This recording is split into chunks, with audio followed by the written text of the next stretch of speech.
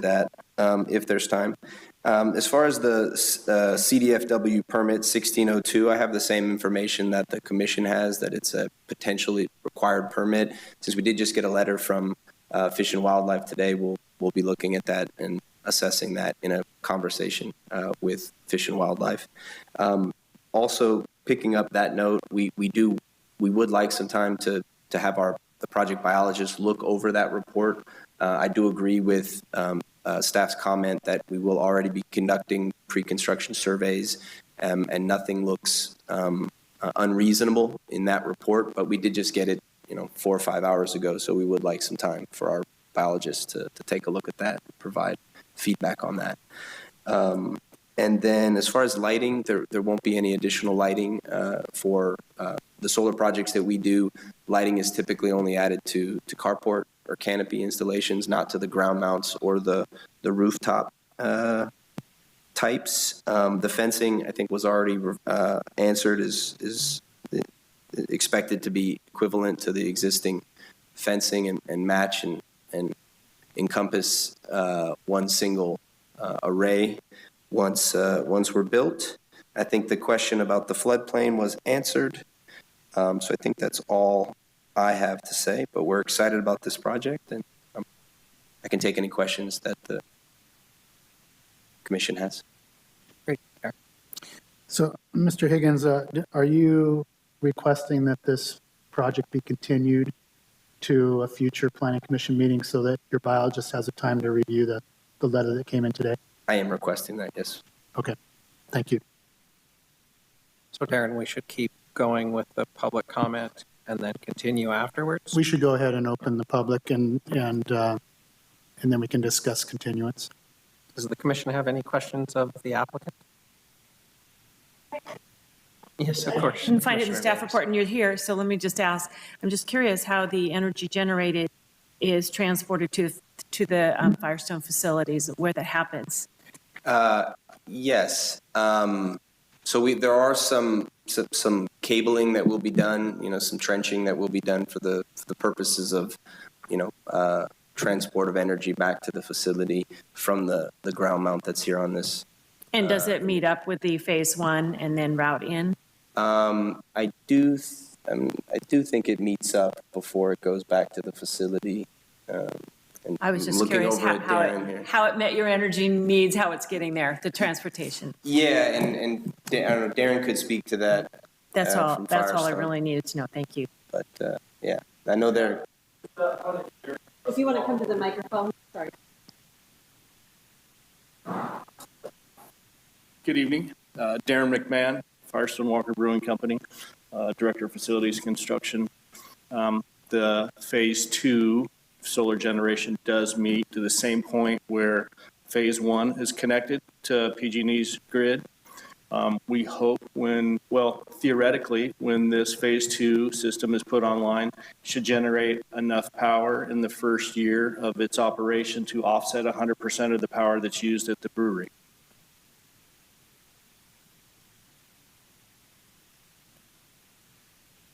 Any other questions of the applicant? Seeing none, I will now open it up to public comment. If there's anybody in the audience that would like to comment on this item, please come forward and state your name and address. Seeing none, I will close public comment. Oh, I'm sorry. Marcy, anybody on the? No callers. All right, thank you. Seeing and hearing none, I will close public comment and bring it back to the commission for any further comment or a motion. I guess I would just have a quick question. How long did you want to table this? How much time did you think you needed to review? Darren? I guess it's a good question for the applicant. I don't think it'll take much more than 2 weeks maximum, but I don't know what the agenda is of the commission. So since we have a 5th Tuesday this month, I think that we can continue it to the June 13th Planning Commission. And if we need to do more time from there, we can work with them on that. But let's do that at this point. Okay.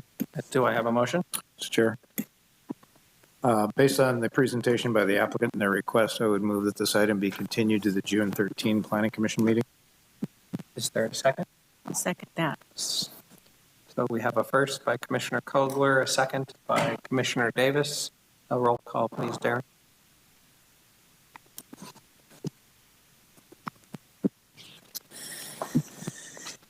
Yes, Commissioner Kogler, Aye. Commissioner Davis, Aye. Commissioner Christensen, Aye. Commissioner Covarrubias, Aye. Commissioner Connolly, Aye. Commissioner Marlowe, Aye. and Chairperson Neal. Aye. Item passes 7-0.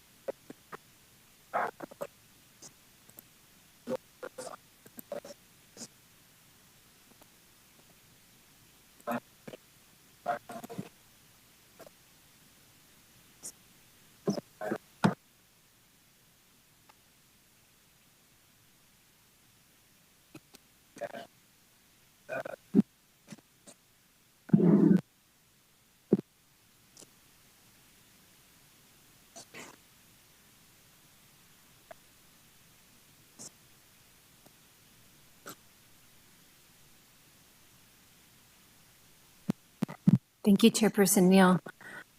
So as you stated, this is a project for a Peterbilt Sales and Service Center. And in addition, there is a separate project that is running concurrently for Outfront Media to build a replacement billboard at 2805 Theater Drive.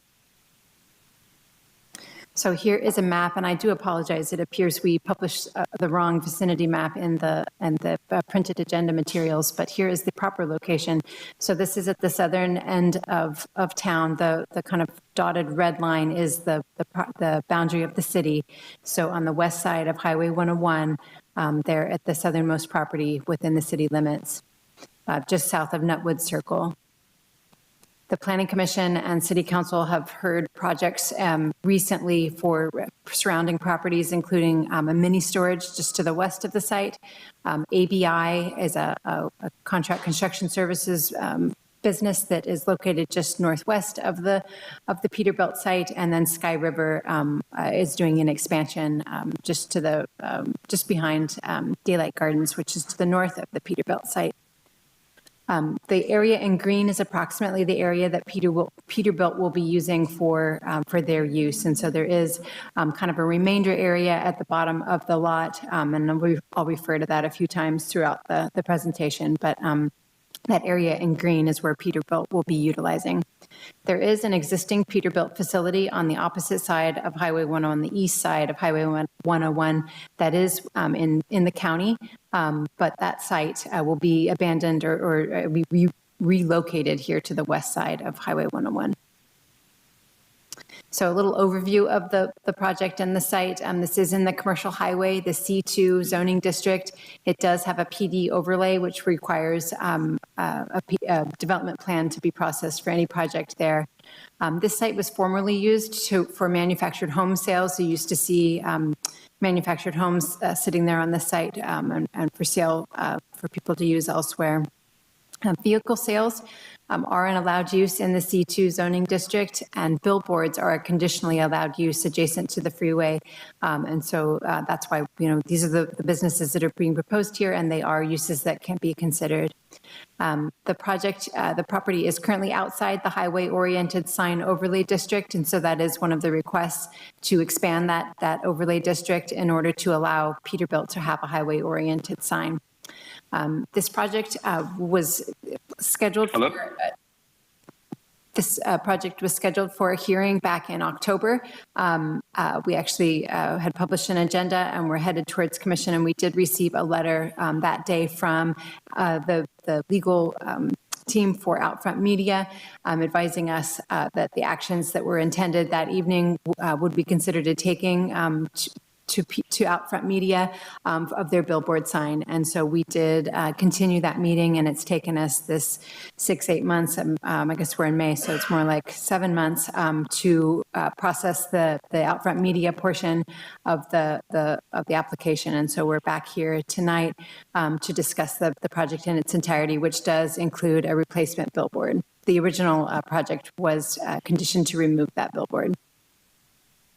So existing conditions, this was an image I took this morning. You can see the billboard sign is kind of the only existing development on the site. There's some frontage improvements that will have to be replaced. Theater Drive will be widened a bit through here. You can see a little bit of construction equipment on the site. I believe that's staging for the ABI project. As I mentioned earlier, that's going on up Nutwood just a little bit. So, so then this is current status, and you can see the billboard there. So looking at the site plan, there are some existing oak trees on the site. I've got them circled in green now. The 3 larger trees at the kind of in the southern portion of the lot are not intended to be impacted by the project. There are 3 small oak trees. They do fall below the threshold for requiring an oak tree removal permit. And so there's not a whole lot of discussion in the staff report about the 3 trees, but you can see them there within the building footprint. So there are some oak trees that will be removed, but they're too small to be protected within under the oak tree preservation ordinance requirements. So in orange now is the footprint of the building. So towards the front of the building, there's some offices and parts sales counters and so forth. And then there is also service bays towards the rear of the building. We'll see the floor plan coming up here in a few slides. There are a number of parking spaces for semi-trucks. Those are highlighted in blue right now. There are additionally, there is parking for regular vehicles, cars and trucks and so forth. And the project does meet its parking requirement. In addition, there is a display proposed at the northeast corner right there at Nutwood and Theater Drive that's in red right now, as well as a highway-oriented sign, and we'll get more information about that on a future slide. But right there at the corner is where the billboard would, excuse me, not the billboard, the freeway-oriented sign would be located. Now in the hot pink color is where the billboard would be located. The current billboard actually extends out over where the future sidewalk will be located. And so that billboard will have to come down and be relocated. And so the new billboard will be constructed to meet the current standards of our municipal code for billboards. And as I said, the Theater Drive will be widened, and so the frontage improvements will be pushed back a bit from where they are existing today. They don't exist on the southern portion of the lot, but they are near the corner with Nutwood. So the existing frontage improvements get replaced, and then new frontage improvements all the way down to the southern extent of the lot. There is also a garbage enclosure. You can see it there in orange where it's proposed to be located. The applicant is not currently proposing a subdivision of the lot, but they have provided kind of a tentative idea of where they might do a future subdivision for some future user to use the southern remainder portion of the lot. So this is one of the things the DRC requested back before the October meeting many months ago was to have a better understanding of how the mini storage that you have now heard and made a recommendation to council regarding how that project would interact with the Peterbilt project. So here's a composite of the mini storage use with the Peterbilt site plan. You can see that building C will be visible from behind that retention basin, but the Peterbilt building will mask some of the volume of the mini storage project. Here's a perspective of kind of driving up to the Peterbilt building. This is an older iteration. Some of the materials have changed since this perspective was created, but the overall appearance is largely the same. So looking at the front and rear elevations as well as the materials shown on the left, in the previous slide, we were seeing that there was the building is, portions of the building are concrete tilt-up walls, and previously proposed was a stamp that would make the walls look like CMU block. And one of the recommendations of the DRC was that they might look into a finish that looked more like a stucco or more like a stucco finish. And so that is now what is being proposed, which I think is a superior finish. So at the top there, you see the elevation of the building that will face Theater Drive, and then at the bottom you see what will face the neighborhood back towards Nutwood. So this is the less visible side there at the bottom. And so got some metal wall panels and tilt-up concrete walls, as well as a storefront finish and some accent walls there in the colors there on the left. These are the side elevations, long elevations. So at the top, you see the south, the south elevation, which is what will face the Rancho Paso mobile home and neighborhood park. So you can see there's some service bays there, and one sign that does face south. And then there on the bottom of the screen is the north elevation, which is what you'll see from Nutwood Circle. Looking at the floor plan, there are a number of uses at the front of the building. In orange here, you see there's some offices and a reception area. In blue is kind of the parts counter and parts storage, where sales of Peterbilt parts will occur. There's some desks and offices for parts employees. In green, there is a kind of a rest area for folks waiting for their cars to be repaired, or not their cars, but their trucks. And then in the large orange area, this is where the service bays are located. So there are 10 roll-up doors for the service of Peterbilt trucks. And then as well, there is an outdoor bay that is labeled as the CNG bay. So there are additionally some activities proposed at the rear of the building outside. Looking at the second floor, it is largely, so here in blue, it's just kind of a small portion of the building has a second floor, and that is mostly parts storage, and then some employee areas.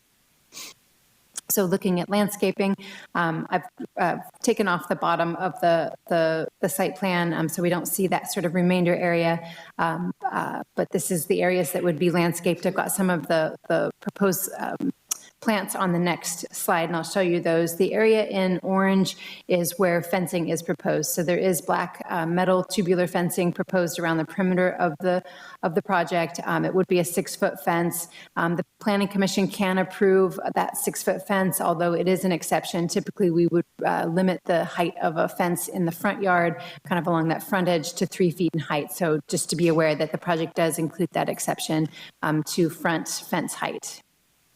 So here is the kind of some sample plants, pretty standard for landscape plants that we see.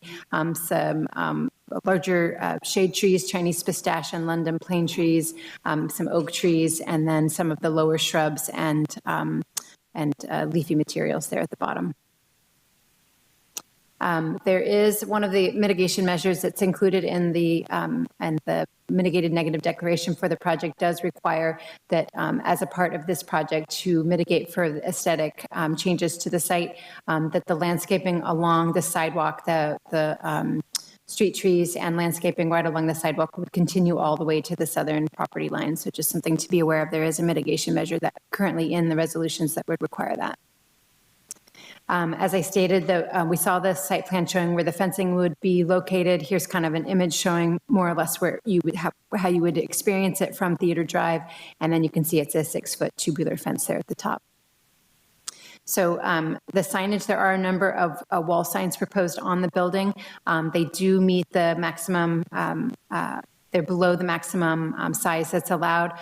They could have a total of 362 square feet of wall signage, and just 185 square feet are proposed. So you can see some of the signs that are proposed, that these are the ones that would face Theater Drive, and then there are additional signs on both the south and north facing sides of the building.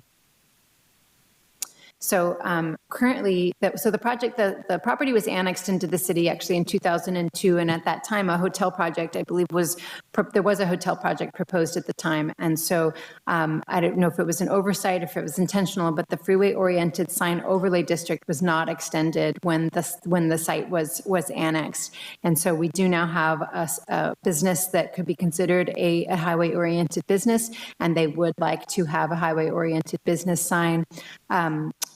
But currently would not be allowed. And so one of the requests would be for the city council to expand that overlay district to allow the highway-oriented sign. Highway-oriented signs do have to have a conditional use permit approved for them.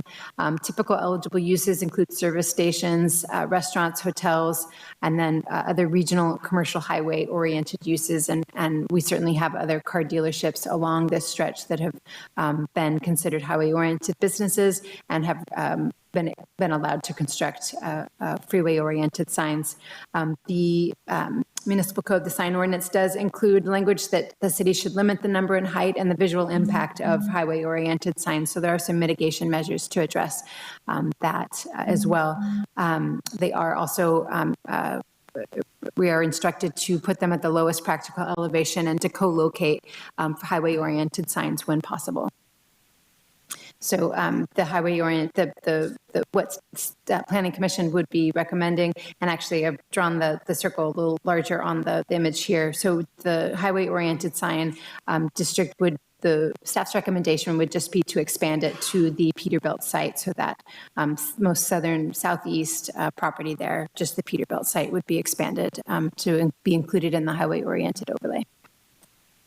So the proposed highway-oriented sign, the applicant has requested, is an 8-foot tall oval.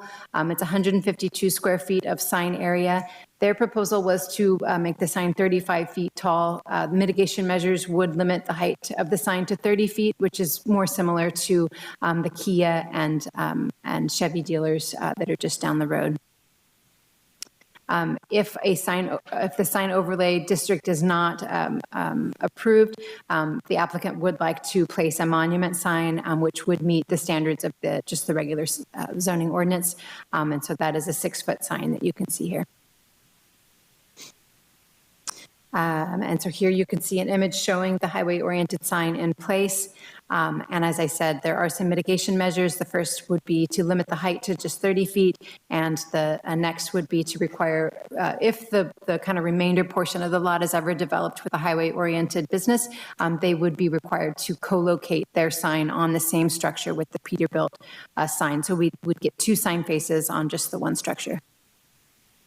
At the DRC back in October, or I think the DRC meeting was before October, but in advance of the planned the Planning Commission meeting in October, the DRC requested more information about the Peterbilt sign, the existing Peterbilt sign on Ramada Drive across the freeway. I did go out to take pictures. It's definitely hard to get a good image at night, but you can see the Peterbilt sign there, and it throws a little bit of light on its surrounding, but not very much. It was actually pretty dark that evening, and it didn't light the area very much.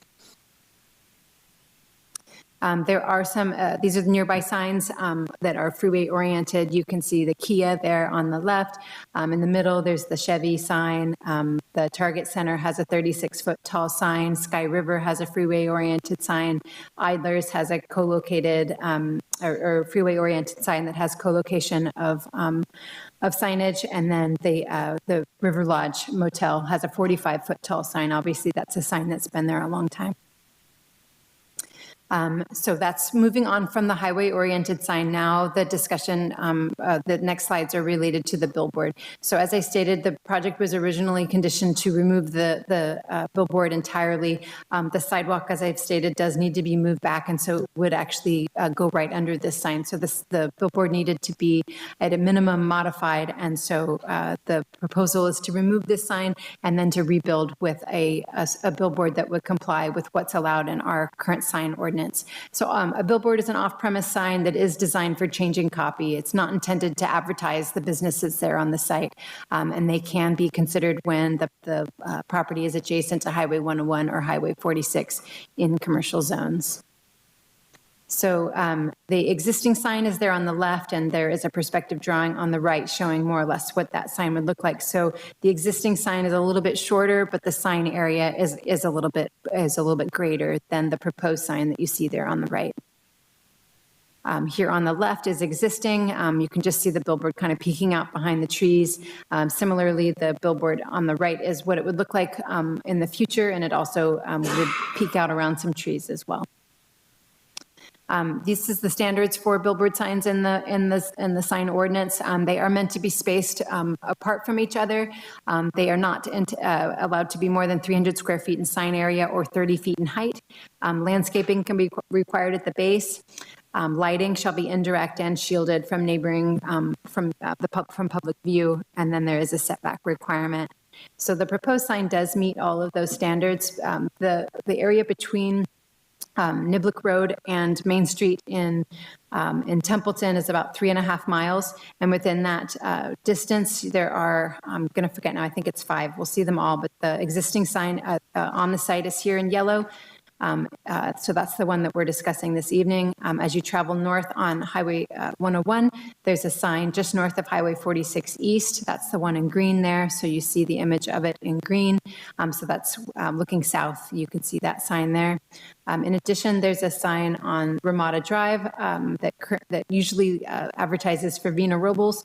That sign is more similar to what would be proposed for the current use, the current proposal, excuse me. In addition, there's another sign that's typically advertising for Firestone Walker. They're under the oak tree, also on Theater Drive.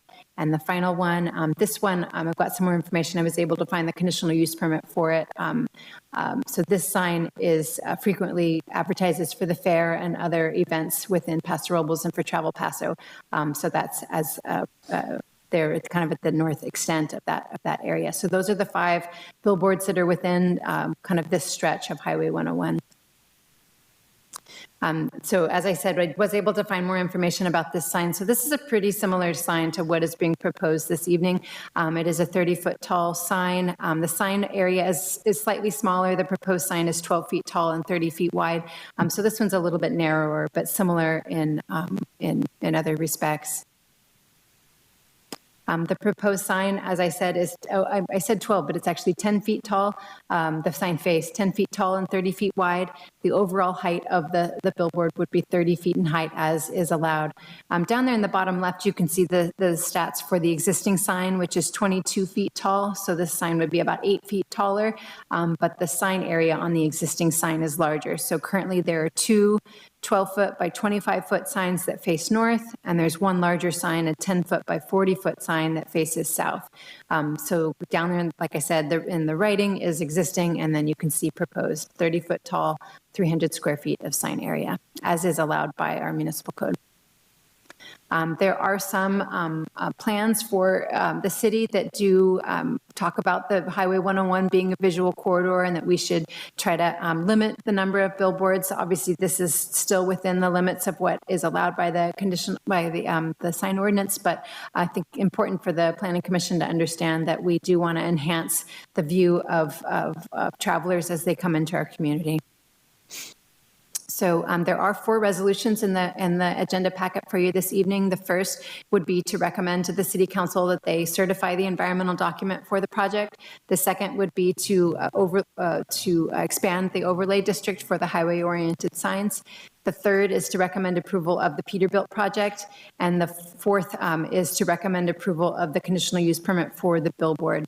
Staff is recommending approval of these of the project. So diving into each of the resolutions. The first resolution, as I said, is for the environmental document. Staff's recommendation is for the Planning Commission to recommend the City Council certify the environmental document. There are some findings that would need to be made, essentially that the preparation of the environmental document was in compliance with CEQA, the California Environmental Quality Act, and that the document has a complete and objective reporting of the environmental impacts of the project, and there's no evidence that the project will have a significant impact on the environment. There are 55 mitigation measures proposed, and the areas that they address are there listed below. And we'll dig into those when we get to Resolution C. So Resolution B would be to rezone the property to put that overlay zone on the site to allow a highway-oriented sign. Staff is recommending approval, recommending that the Planning Commission approve to the City Council to approve that. The findings that need to be made are that the rezoning is consistent with the general plan and that the rezoning would be consistent with the intent of the highway-oriented sign overlay district. So Resolution C is kind of the largest resolution in the packet, not for page numbers because the CEQA document always takes the most number of pages, but I think the meat is largely here. So this would be for the Peterbilt project. And so again, staff is recommending that the Planning Commission recommend approval. There are a lot of findings that would need to be made, but here's some notable findings: that the project is consistent with the general plan and wouldn't be detrimental to the neighborhood, and it's compatible with its surrounding uses, and so forth. There are a number of conditions that are proposed. A parapet wall to screen roof-mounted equipment is listed in there. There's some conditions related to how any amendments would be addressed, what would come to the Planning Commission and what would go to DRC. Conditions 9 and 10 would address that there would be no storage or use of the southern remainder area until we have a development plan for that area. The city engineer has added conditions related to frontage improvements and extending water and sewer mains and limiting the width of driveway approaches. The project is also conditioned to work on a road maintenance agreement for Nutwood Circle, which has been kind of ongoing with the ABI and the mini storage project and the Peterbilt project. There are a number of mitigation measures, as I mentioned. Some highlights would be that the billboard would need to have shielded lights. As we've mentioned, the freeway-oriented sign would be limited to 30 feet in height, and a co-location of any future other freeway-oriented sign would need to occur. We've talked about the landscaping, including street trees along Theater Drive. A greenhouse gas reduction plan will be needed. Some hazardous conditions to limit the site not to have any vehicle painting or the dispensing of diesel fuel. And then there's some noise related conditions as well that would include having to keep the bay doors closed on the south and west sides when any really loud equipment is being used. So that was the third resolution for the Peterbilt project. And now moving on to the fourth resolution, which is for Outfront Media. Staff's recommendation is to recommend approval of the conditional use permit, but we are recommending the addition of one condition that I inadvertently omitted from the staff report, which was regarding undergrounding utilities, that the electricity that feeds the billboard. There are some findings that need to be made, and then here's some highlighted conditions, including that the Outfront Media will need to get permits from Caltrans as required by Caltrans. There is a requirement that the base of the sign be landscaped. We currently don't have a landscape plan for that, but the requirement would be that that is added. The billboard is currently shown set back 10 feet from the front property line, and that would be a condition of approval. And then there's that condition number 12, that there's currently an electrical line that a pole that's on the east side of Theater Drive, and the power kind of swoops across Theater Drive. And so the requirement would be that the billboard would be fed by electricity that doesn't swoop down over Theater Drive. I believe that is the end of my slides. So that concludes staff report, and I welcome your questions. Does the commission have any questions of staff? Commissioner Conley? A note on your recommendations that there's a draft resolution D, and I couldn't find it in the package. You refer to attachment number 8, but I don't see attachment number 8 in the package. I believe it starts on page 400 of the packet. I know there's a lot of pages in this agenda.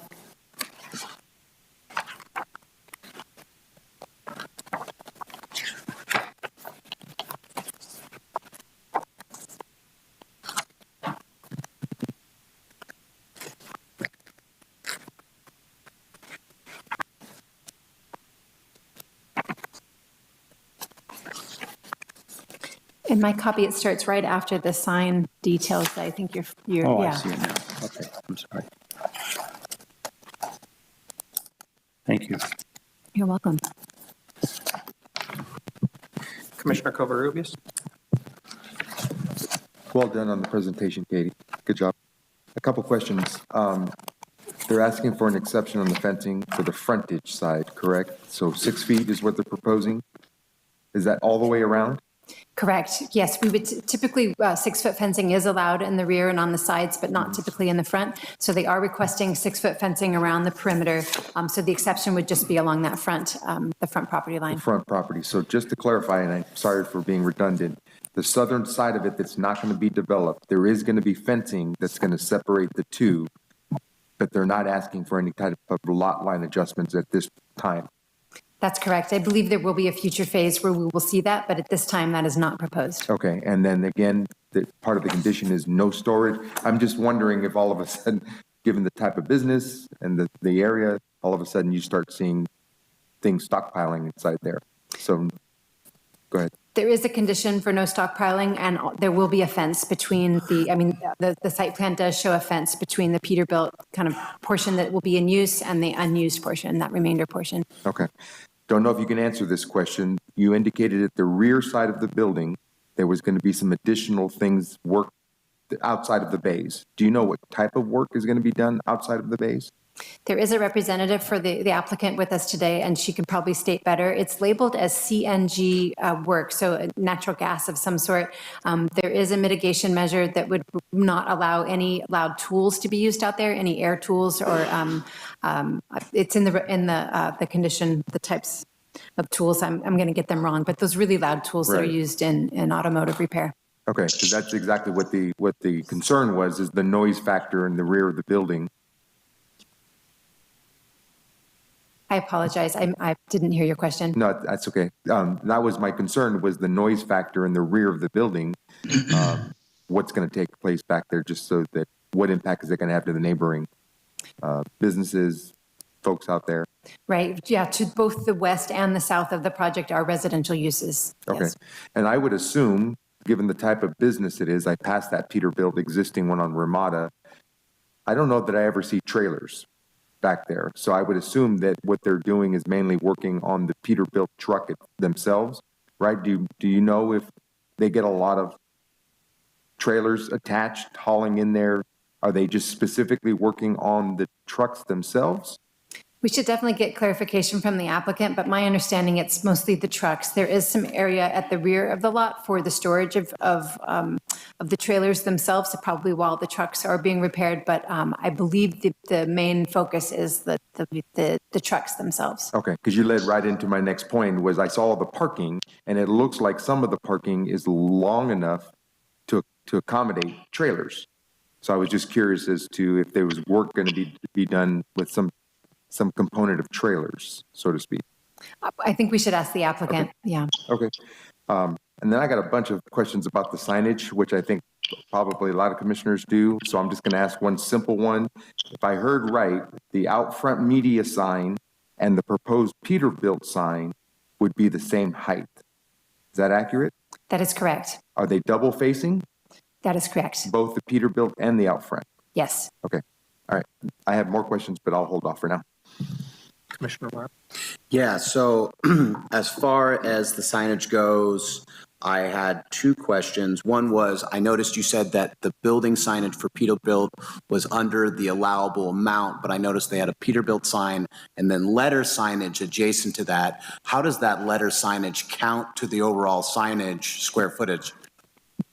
Yeah, so for wall signs, the applicant can install wall signs, and you can be broken down into multiple signs up to 1 square foot for every linear foot of the building. So this is a really big building, which is what gives them the ability to do a lot of signage.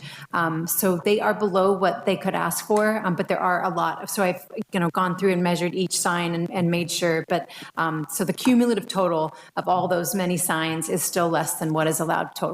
Great. And then as far as the rezoning for highway-oriented signs, so in theory, we rezone the district and then 10 businesses go in there. Could they all, in theory, have highway-oriented signs back to back to back, or is there a max allowable with highway-oriented signs? Because they're not billboards, right? They're highway-oriented business signs. So is there any max to those? And I don't know that there's space for those businesses to go in, but if we do rezone it, is there the potential that that could happen? Yes, so the highway-oriented district would allow highway-oriented businesses to request a highway-oriented sign. There is a condition of approval that any business on that remainder area that is currently not going to be developed, if a highway-oriented business goes there, they are required to co-locate on the Peterbilt.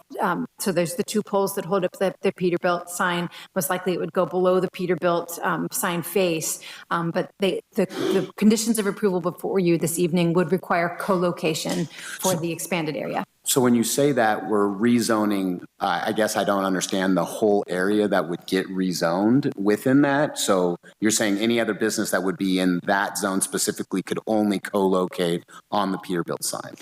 Any future business on this particular property, which is where the rezoning will occur, has to be co-located into one sign. Understood.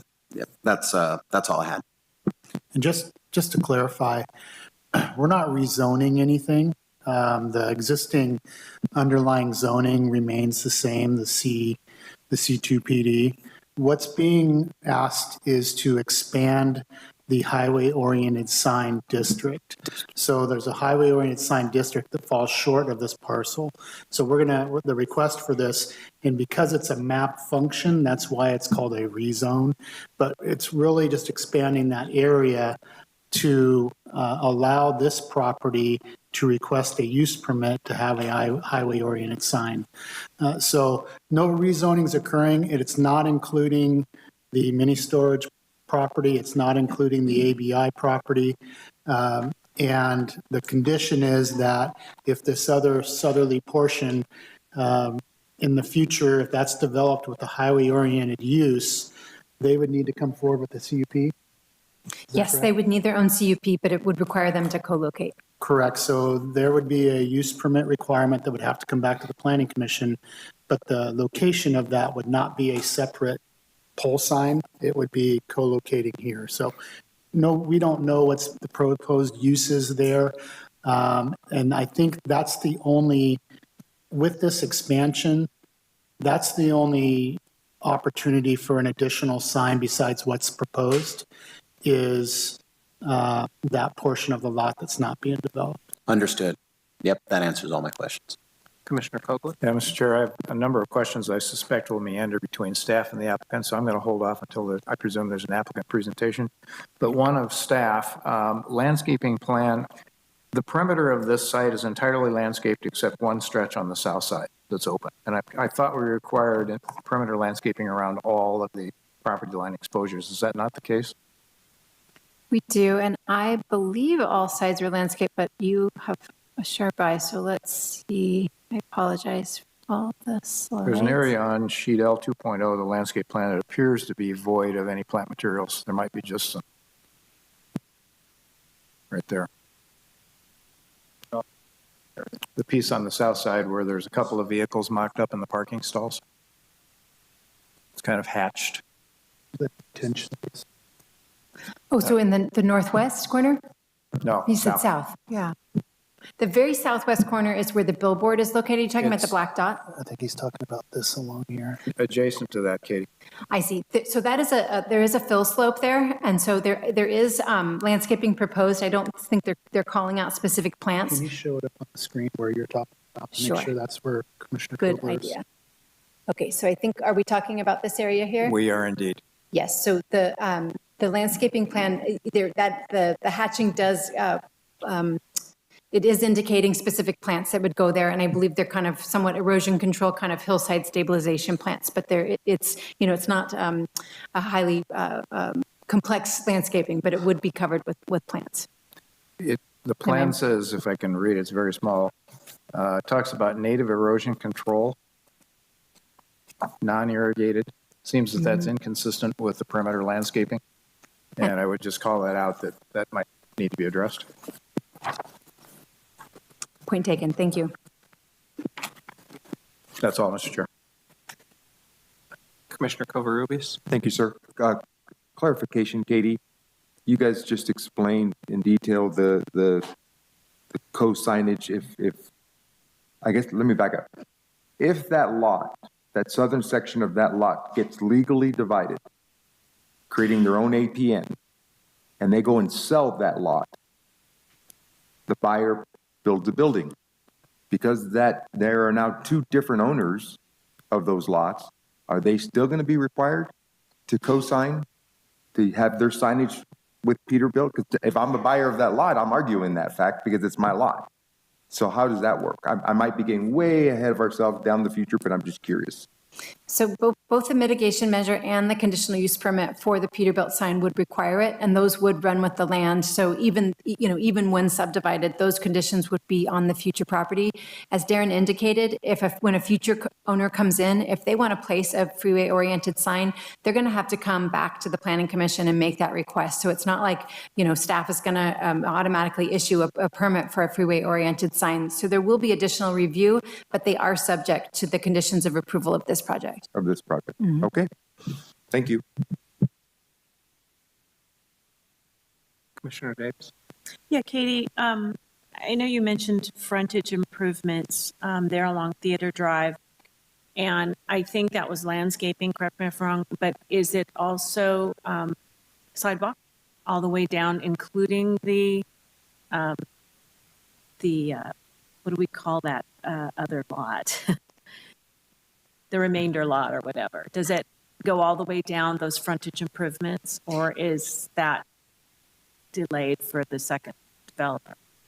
So as conditioned, the frontage improvements, which would include curb, gutter, sidewalk, expansion of Theater Drive, widening of Theater Drive, I should say, and street trees and landscaping would be required to go the entire length of the property. Including the remainder lot. Exactly. Okay, thank you for that clarification. And then was a noise consultant hired to review any noise to the neighborhood? I mean, what kind of evaluation? There was something BA, I can't remember what it was, what that stood for. Was there any consultant hired? Yes, Ballard Acoustics, who actually wrote the noise ordinance for the city, was consulted for the project. And so that firm wrote a noise study, and the mitigation measures that are in the CEQA document were written or were suggested by that noise consultant, yes. And is it a 7 a.m., 7 p.m., or is that something that we'll be debating here? So yes, the mitigation time. The mitigation measure is 7 a.m. to 7 p.m., correct. Okay. And I think there was something else. It'll come up. I'm going to let the applicant speak again, kind of like Commissioner Cochler said. Commissioner Christian? Thank you. Just a clarification question before we have the applicant come up, then I will have some other questions as well. Katie, clarification when you discussed the billboard sign, I noted you mentioned something to the fact that they were referencing as being a taking. Can you kind of elaborate on that a little bit? Because I'm a little confused. Who owns the land that this billboard sign is on, and do they have a lease contract with that person? I just wanted some clarification, if you could. Sure. So yes, Mr. Archer, who is the gentleman who's applied to have the Peterbilt project, does own the land, and there is a lease agreement with Outfront Media. However, there is additional law and case law regarding signage, especially billboard signage along freeways, that is pretty favorable to the billboard companies. And so, the Fifth Amendment says if a government puts in some sort of regulation that means that someone loses their property, it is considered a taking, and that has been extended to ownership of billboards. So essentially, what they're saying is because the city would be requiring the sign to have been removed from the original development. Is that where that argument comes into play? I'm just trying to get an understanding of where that argument comes in. That's correct. We do have legal counsel on the line and may be able to I'm just trying to clarify it for the public that's listening so they understand what started from the beginning for the development and how we came to that decision, or that decision came for the billboard itself. If legal counsel wants to step in and say something, that would be helpful too. But I think the question, Commissioner Christensen, is just where did that language come from? And just explaining that. And I think when did it start, really, right? It started with the original development and the fact that they would wanted the sign removed. the sign company came in and said, hey, even though we have a lease and we're there, we consider that a taking by you forcing us to have to remove that sign without being able to replace it. That's the understanding I'm getting. So the original project back in October included the city's request that that sign be removed because of it being non-conforming.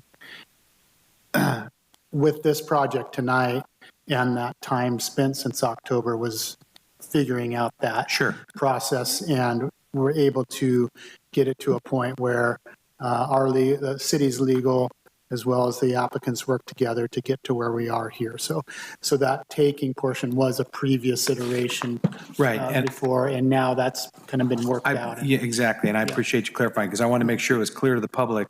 You know, billboard signs are highly protected in the sense that unless they literally fall over naturally, it's very difficult to get one to actually build a new one or do anything. So that's why I wanted to make sure we clarified how this came into play, just because it's been so long since that was the first discussion on it. So I appreciate that. And I've got other questions, but we can get to that later. Commissioner Copeland? Yeah, if the city attorney is going to address Commissioner Christensen's question, I'd also be curious, does the existing billboard have any type of sunset language that will terminate it, or is it subject to a lease with a specified term? And if that's the case, what is that term, and would the new billboard be subject to similar conditions? Hi, this is Annie Branham, Assistant City Attorney. So I don't actually know the answer about the current sign. Perhaps staff knows if the sign as permitted currently has a termination date or any kind of sunset. If not, though, and I'm assuming probably not because of the way that Outfront's letter reads, but my understanding on the takings issue with the current sign, assuming it's not coming up for a sunset date anytime soon, is that if the city was going to require the sign to be removed in connection with this project, then Outfront would have been entitled to some kind of just compensation that would have had to be worked out. But the idea is just that, this is a piece of their private property. And so if the city is going to force them to move it when they didn't want to or take it down, then, their argument was this constitutes a taking. And so in the interest of meeting everyone's needs, we redesigned or reworked the project so that there was no taking issue. So the city wouldn't have to compensate Outfront for removal or moving of the sign. So I think what you have tonight is a collective effort to resolve those takings concerns. And then, if staff knows, I'm not sure if anyone's in the room who knows for sure whether there's any kind of sunset or if that sign will go on forever. But that's kind of an overview of the takings issue. My understanding from experience with the actual billboard lease, which I have had experience with, there usually tends to be some type of end lease date, land lease date.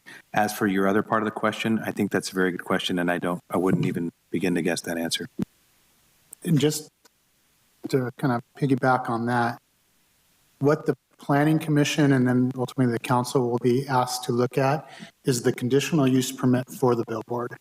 So it'll talk about the height, the setback, some of the configuration, because the zoning code lays those things out. The zoning code doesn't get into the lease between a property owner and the advertising company. As long as they're complying with the conditions of approval for the CUP, I think that CUP can continue. I don't think it's the purview for the commission or on the council that we get involved with the particular lease time. But again, I'd have to defer to the city attorney on that. But generally, we're looking at the use permit. Does it make sense? Does it comply with the zoning code is what we're looking at. And this is Annie again. That's correct. If anytime a CUP is involved, it runs with the land. And so to the extent the CUP covers the existence of that billboard sign, the lease and any termination of the lease or any naturally occurring end date as part of the lease is a bit outside the scope. I think what we're saying here is there's a CUP for that type of sign, and the CUP runs with the land. So any private agreement on the lease for the sign itself would be separate from the CUP itself, which will continue to go with the land. So there are sort of those two moving pieces here. But I think what we've done is come to a resolution where Outfront doesn't feel that there is a taking, and so we've resolved that concern. Commissioner Copeland? Yeah, just by way of explanation, I understand what Darren was saying and what the review authority is. I was just curious. This became an impediment to this project when it first came before us, and the city said we're going to require the billboard to go away, and then we found out that wasn't quite that easy. And had that been a situation where this was only going to be there another year or two, we're now granting it potentially perpetual life by moving it. And that's why I was curious, was there a sunset or a lease term on the old one? And is there something like that on the new one? Or by this action, are we saying forever there will be a billboard there?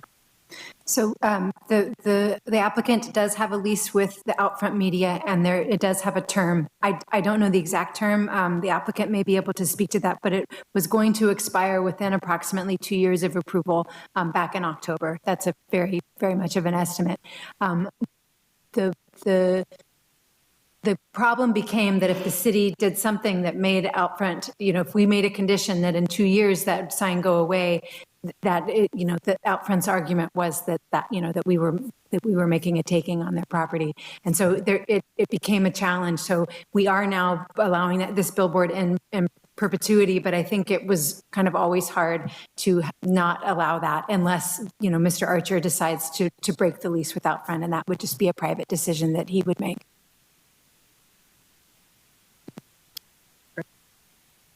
Commissioner Conlon.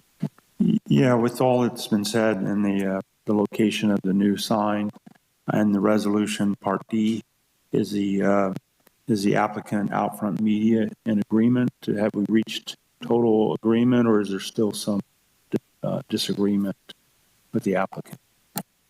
I have not heard of any continued disagreement. The sign you see before you is Outfront's application. This is what they have requested. Great, no further questions. I'll ask if the applicant would like to come up and say a few things. Please state your name and address as you approach the dais.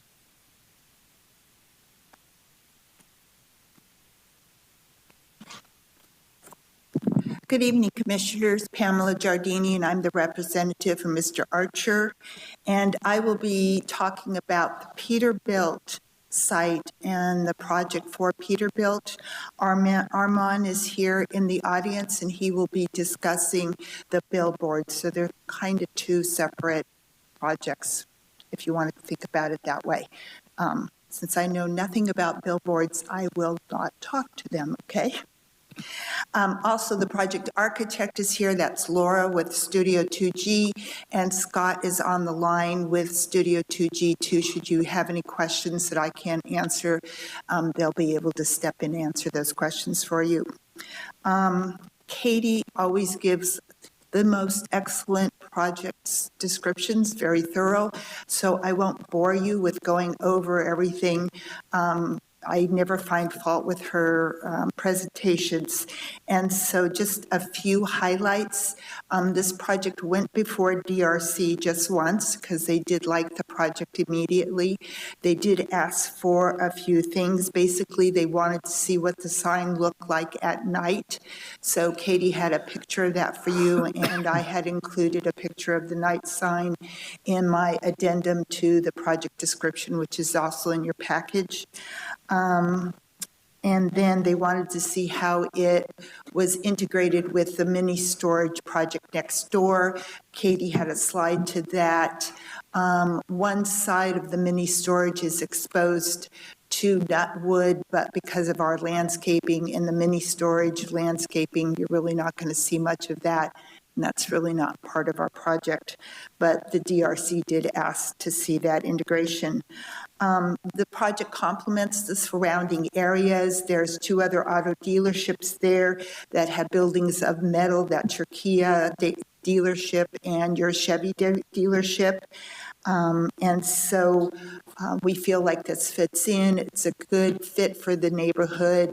It's a good fit for the Paso Robles and Templeton residents, for the services offered here, and for regional services too, and that's part of your description for this type of zoning. We do exceed parking requirements by a couple spaces, plus we have additional truck parking in the back. We do have one modification to one of the conditions of approval I'll be discussing, and also one clarification. So let's start with the easy one, which is the clarification. And it may just be a typo on Katie's part or maybe not. The entrance to the Peterbilt site along Theater Drive, we've always shown it as 50-foot wide. In Katie's presentation, she said 30-foot wide. And so I just wanted to make sure that we were getting 50-foot wide, and we need that because of the size of the trucks coming in and out. If you want to designate 30-foot wide driveway approaches on the remainder or vacant portion, that's okay with us, but we need 50-foot. Our plans have always shown 50-foot, and so I think it might have been a typo or an overlook. And so if you could modify that. The other modification we're asking for is regarding condition AES 4, which is the landscaping condition, excuse me. It has to do with the landscaping condition that's shown right now on in the green area. We'll be putting in curb gutter and sidewalks along the entire frontage. We will not be putting in any curb cuts into that vacant portion because we have no idea what's going to be proposed there. When we took it to DRC, they actually kind of asked for a plan for that area. And you could put 1 building, 3 buildings on site, where the parking went in the back or in the front, if it was going to have 2 ins or outs. I mean, there were so many variables that they finally agreed, okay, just describe the site to us, make sure you can fit things on the site. And so that was in one of my letters to you saying, you know, it's 2.5 acres, and their main concern was the kind of strip portion of the site that faces the west, that you could get a parking lot in there, a 2-way parking lot, plus having landscaping there. And so we aren't proposing to put in any curb cuts because that would be for the future owner of the site. So with recognizing that, we have no objection to continuing the curb gutter and sidewalk along the frontage, and no objection to continuing the landscaping of shrubs and ground covers. The things that we don't want to put in are the trees, mainly because when the future development comes, they're going to take those trees out because of the future curb cuts. Where is the building being located? Where is the, parking going to be located? So we feel it's a waste of water for watering those plants. And really what the community residences to the south asked for was some visual impact, and we've got a lot of landscaping around us. The grasses get mowed for fire protection, and we're doing, a visual improvement because the curb gutter and sidewalk, and then continuing the shrubs and ground covers. Again, it's mainly the trees because they have to come out in the future, or a portion of them would have to come out. Besides those 2 modifications, just to go to some of the questions you had for Katie, basically the fencing at 6 feet high in the front is for safety concerns. And as noted in the staff report, it's highly visible to go through the metal fencing. And so it's not impairing visibility, it's not looking ugly, but it's just basically for a safety feature. The CNG portion that you asked for the outside use for noise and what was going out there, we did talk to the fire department and as well as the noise study, and they said all activities have to be handled inside. So everything that's going on will be inside the buildings, and even the noise study said we had to close the big doors down. So there'll be nothing handled outside. I think that just didn't get removed from the plans. All types of trucks will be serviced on site. Again, the sign is, all our signs combined are below the maximum required or maximum allowed. The southwest corner, Commissioner Kogler asked questions on that. it's just hard to read. There is a graphic depicting ground cover and erosion control, and because of the steep slope, you can't, how can I say this, create tree wells on such a steep slope for such a short amount of time, for such a short distance to put trees in. So that's why it's showing ground covers and shrubs per the landscape architect's recommendations. As to, and I think we went over this enough, but just to be careful, for the future owner of this vacant portion, they are being conditioned, should they be a freeway-oriented business, to put their sign on the Peterbilt pole sign. That condition runs with the land, and that future owner would be noticed of that requirement when the lot was sold to him or her, or if Peterbilt decides to use it, because it runs with the land and they have to be noticed of that condition. Again, the hours are limited to 7 a.m. to 7 p.m. and work is to be done inside for any kind of noise through the noise study. And then all billboard questions, I'm going to defer to Armin when he does his presentation, since I'm not an expert in that. So I'm here to answer any questions, and so is Laura and Scott. Great. Does the commission have any questions of that? Commissioner Covert. So quick question, as far as the environmental aspect, the hazardous waste, is all the storage above ground or is there any storage underground? I believe it's all above ground. Yes. It is above ground? Okay, just wanted to confirm that. Thank you.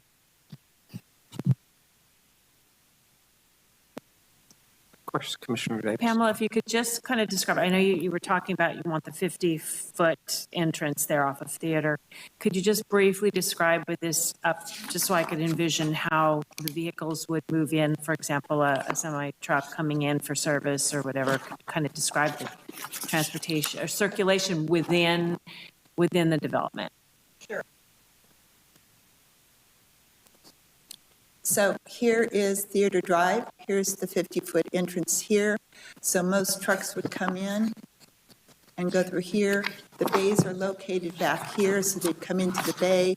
They'd be able to exit out and either go back out that way, or they could drive around and come back this way.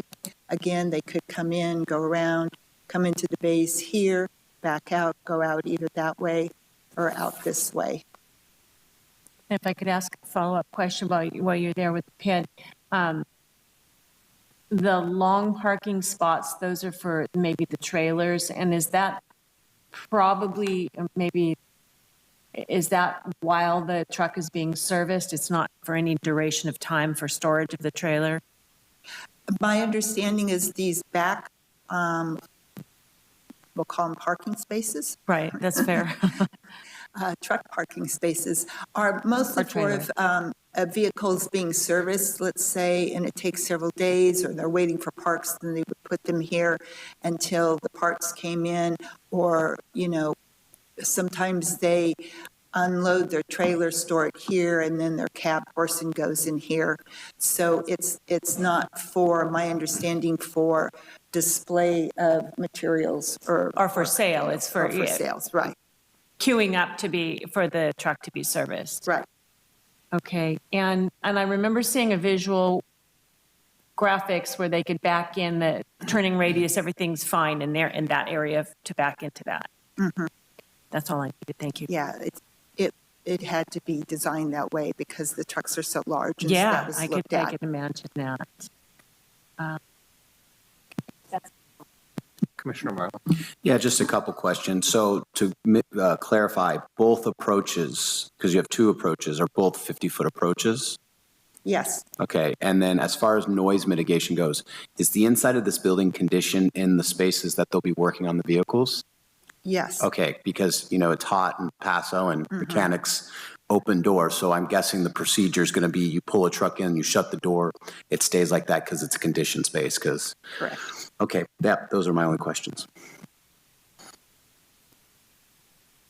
Commissioner Kogo. Yeah, a couple questions, Mr. Chair. I want to go back to the landscaping for a minute. The landscape plan indicates that its erosion control mix is hydroseeded. That's not shrubs. You indicated that there may be some kind of ground cover, but shrub materials there also. I don't know if that's a 2-to-1 or 3-to-1 slope or what that is. There's no contours other than lines on there, so I can't tell. But it seems like if we have a requirement that the perimeter needs to be landscaped, then that should hold here. If it takes a short retaining wall or something to allow planting space, I think that would be in order here. So again, I would go back to, and if that's a requirement, I think we need to follow up on that. I have a question on that. If the retaining wall is on this side, you still have the slope. If you put the retaining wall on this side, you're saying eliminate the slope altogether and just put a retaining wall in?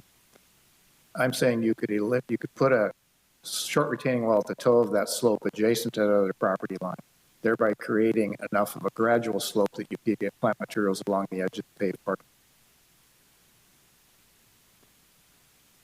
And again, I'm not here to dictate the design mechanism. I'm asking staff, do we have a perimeter requirement? And if so, there needs to be a way to that. I think that we are proposing erosion control, and you said seeding. If we want to add in there that ground cover and shrubs that can be planted on that type of slope be included, that would be fine with us. I think that would be acceptable to me, at least as one commissioner, as long as it was kind of consistent with the theme of the rest of the plantings on the site. Sure. They would have to fall under the Paso Robles landscaping allowed plants. Yep. Okay, thank you for that one. Question on, tell me about the business operation. The existing site has a collection of semi-tractors and motorhomes and garbage trucks parked behind the fence in the back. Google Maps showed 15 to 20, probably, I don't know when it was taken, trucks that apparently were kind of stored. Talk about the business operation and how long trucks will be on site. Katie, you referenced there's some provisions about storage. Is there anything that addresses an accumulation of trucks that have been sitting there for a very long period of time? How does that work? The cycling through of serviced vehicles, I assume there's no sales allowed on the site? So the proposal is for both sales and service. Mm-hmm. But new vehicles, I presume? So what's allowed in the zoning or in this zone is new car sales and with up to 25% of use. So okay, thank you. That's what I was referring to. Obviously, there are sales there. I didn't mean it in that context.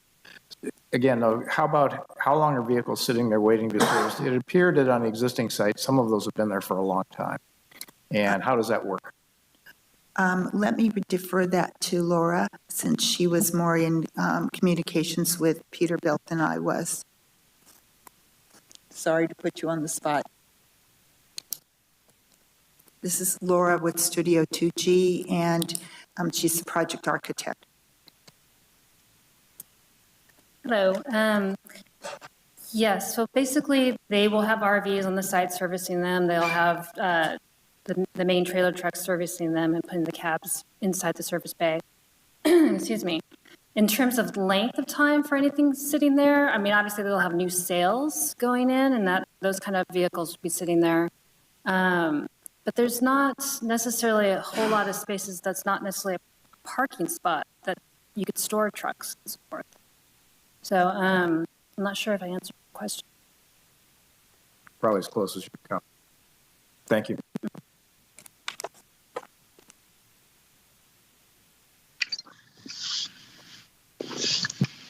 Commissioner Covarrubias. So I was going to table this question, but I guess I'll ask now.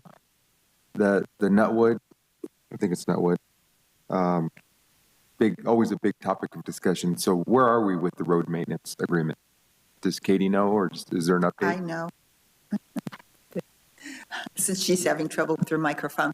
So ABI appealed the condition for the joint maintenance, and they were eliminated from having to participate in maintenance of Nutwood. The mini storage, I was the representative for that project for Doug Ayers, and that condition remained on our CUP. My understanding is it Mr. Brown? Andy Brown, ABI, is still working with the neighbors to try and get them to participate in the Nutwood maintenance. However, so that's still ongoing. So as it stands right now, legally, the two people who are responsible for Nutwood would be Mr. Archer, Peterbilt, this project, and Mr. Ayers for the mini storage. However, Andy has said that he will join in that maintenance of that, and I believe he's still trying to get the neighbors that lie in the county to participate too. But who knows what the results of that will be. Okay, I really appreciate that update. Katie, quick question to follow up on that. Is there a time frame that this must be resolved? Mm-hmm. There is, and so just to clarify, Mr. Brown, the condition was removed because of the timing, as our understanding was his Right. biggest issue with it. The condition both on the Nutwood mini storage project and the Peterbilt project instructs that all three property owners, Mr. Brown, Mr. Ayers, and Mr. Archer, would all cooperate. How they decide to settle it is kind of their business, but yes, there is timing, and I believe it's before we issue a grading permit. before a grading permit. Grading, okay, thank you. Commissioner Christensen. Thank you. I just had I saw the 30-foot discrepancy too in accordance with the plans that were previously reviewed. But I did have a question on the one on Nutwood. On the actual design plans, it looks like it's 65 feet. So it makes total sense on the front theater drive one because it's actually written on the design plans as 50 feet. But I swear I saw a number on the other one on the design plan for 65 feet. We're looking it up currently. Okay.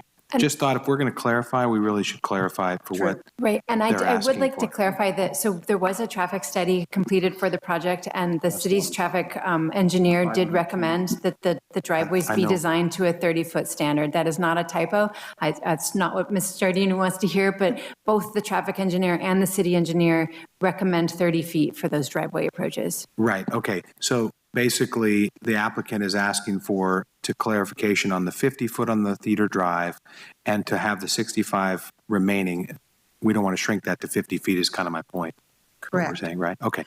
And for safety reasons, because the trucks are very large, I would think that it makes sense to have those aprons wider than smaller. Oh, I would fully agree. That's why I was trying to make a clarification Right. for you, because if we were just limiting to 50 and your already design plan shows 65 on the Right. Nutwood circle. So then, I guess just to kind of sum up, what we're asking for is that the driveway widths on the Peterbilt site, excuse me, along Theater Drive be 50 feet wide, along Nutwood 65, and then any additional driveway cuts that are going to be put in on the southern portion that's vacant could be limited to 30 feet. Okay. I appreciate that clarification. That makes it a lot clearer. I think that's all I've got for right now. I think most of the other questions were answered. Thank you. Commissioner Conley.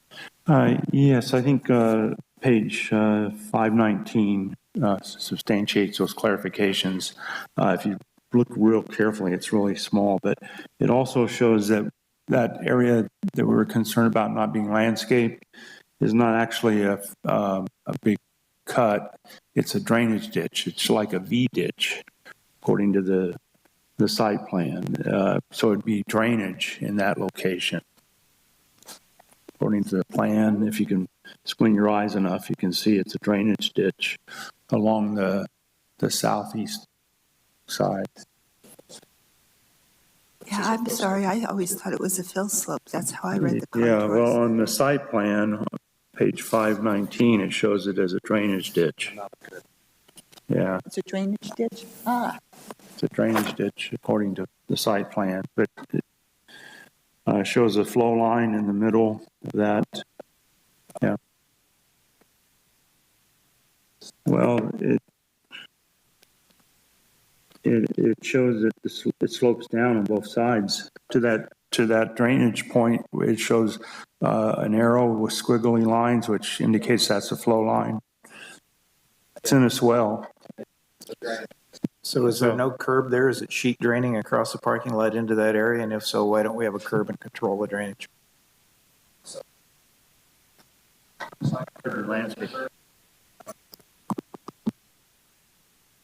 Joel, to my Thank you. It does look like a curb with an inlet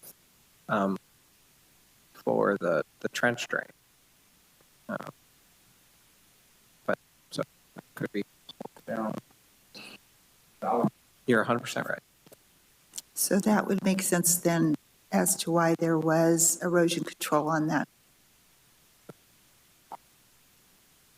Thank you for clarifying that for That's us. just what I see on the site plan, and what you could do is handle that drainage with a more of a shallow swell, and it could be landscaped, in my opinion, but I just bring that out. Great. Any further questions? I just got one clarification. On the approach, the city engineer is recommending 30 feet. I guess I'm I think 50 feet would be more adequate for the type. Why would they recommend a smaller approach? What does that have an impact on the traffic when it's just the egress into the property and besides pedestrians walking on the sidewalk? I don't see how that would impact. So 30 feet is the city standard, and so that's what we anticipate for all commercial businesses. The interim city engineer is ready to address a more detailed analysis, I'm sure. Sure. Yes, the city standard for commercial driveways is 30 feet maximum, and that is typical all around the city. And that's in the city standards. So it's in the standard, but there's no impact study based on that being widened. Not that I know of, unless Katie knows of something. Thought I heard something about a traffic study. There was a traffic study, right? Yes, there is a traffic study that recommends the 30 feet.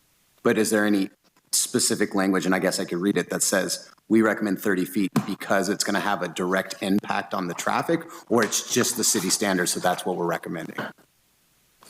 I mean, I can look at it too. It seems to me that doesn't make any sense. I understand city standards, and I understand that that's what the standard is. But as far as an approach goes, 6 of one, half dozen another, 30, 60, 50 feet. I don't really see how it would impact traffic. And it seems that it would be safer for the larger vehicles to get in and out with a larger approach. So I personally think that, it's a standard. So that's just my thoughts. It's possible that the traffic study and the engineer looking at that may prefer the longer trucks to go down Nutwood to make the turn than try to do it on the arterial of Theater Drive. So I think that, and you have a turn lane coming into the housing project to the south. So I think that 30 feet is the city standard, and I think that it's possible that the thought being that the larger trucks should be going down the side street where there's less turning movements and slower traffic than trying to do it on Theater Drive. That would make more sense. And if the city standard's 30 feet, then was the 65-foot one installed prior to that requirement? It's not installed. It's not installed yet. It's not installed yet. So, and again, we understand that there are some questions on that, and what we can do is, with the recommendation to the city council, we can get together with the traffic engineer who did the study.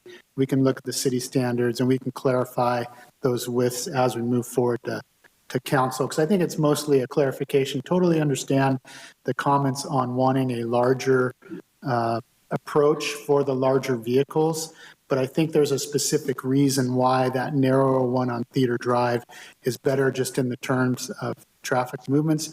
But we can clarify that as we move forward, and if we can get the city engineer to work with our consultant who did the study to see if larger than 30 is acceptable, we can look at that as we move forward to council if that's something. And we can also get more clarification on why 30 and have more feedback as we go to council. Sure. Great. Thanks. Yes, Commissioner Davis. Explore that just as a thought. I think, we have city standards, we have what the applicant wants. I know there's a pretty, people move on Theater Drive. They're moving pretty fast. I think there's a safety issue. And I guess my personal preference is that if they want width, I'd rather have it more on Nutwood than on Theater Drive from a safety standpoint. But I would defer to staff to work with the applicant to come up with that. It's just my thoughts. There is the issue of the loading dock and also the issue of then putting all truck traffic on Nutwood where the residences go up to the subdivision that's in the county too. So I agree with Darren, if the commission agrees to that, we should meet and work this out because it has to go to city council anyway.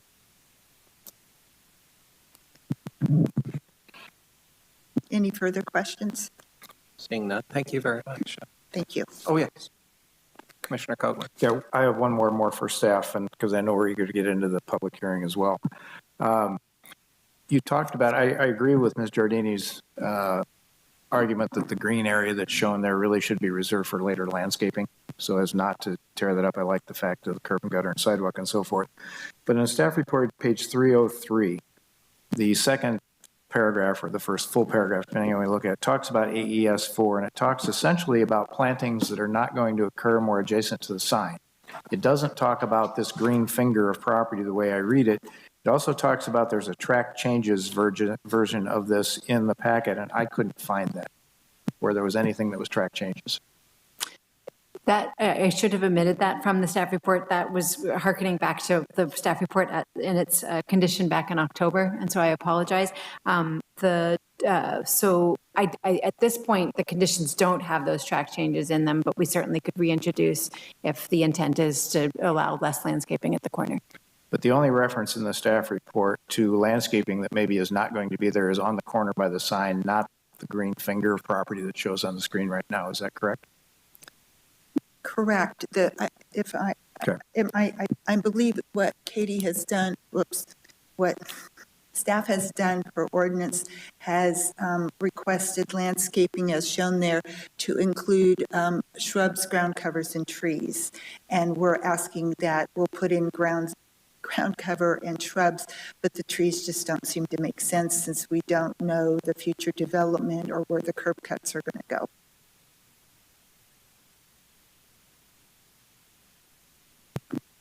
Great. Commissioner Davis. Back again. Not necessarily to Pamela, but maybe back to Katie. Is there a graphic, I know we're not talking about the billboard yet, but is there a graphic that shows both the pole sign that the applicant is wanting and the billboard raise, is it that we can see them collectively? Katie, I think you had that in one of the renderings. I didn't see it. The answer is yes. I was trying to find it, and I'm sorry, I could not. So there's it's on page 302 of the agenda, you can see both, but there is also an image. Oh, I think I'm going the wrong way. Okay, I can see it better now. Thank you. Okay. There is both a north and a south when I find it. It's hard to see in this one. The billboard is kind of peeking out behind that tree, but the And is that depicting 30 feet for both of those? I apologize. Is that an image for 30 feet? Correct. Yes, this is showing a 30-foot tall sign. Okay, thank you.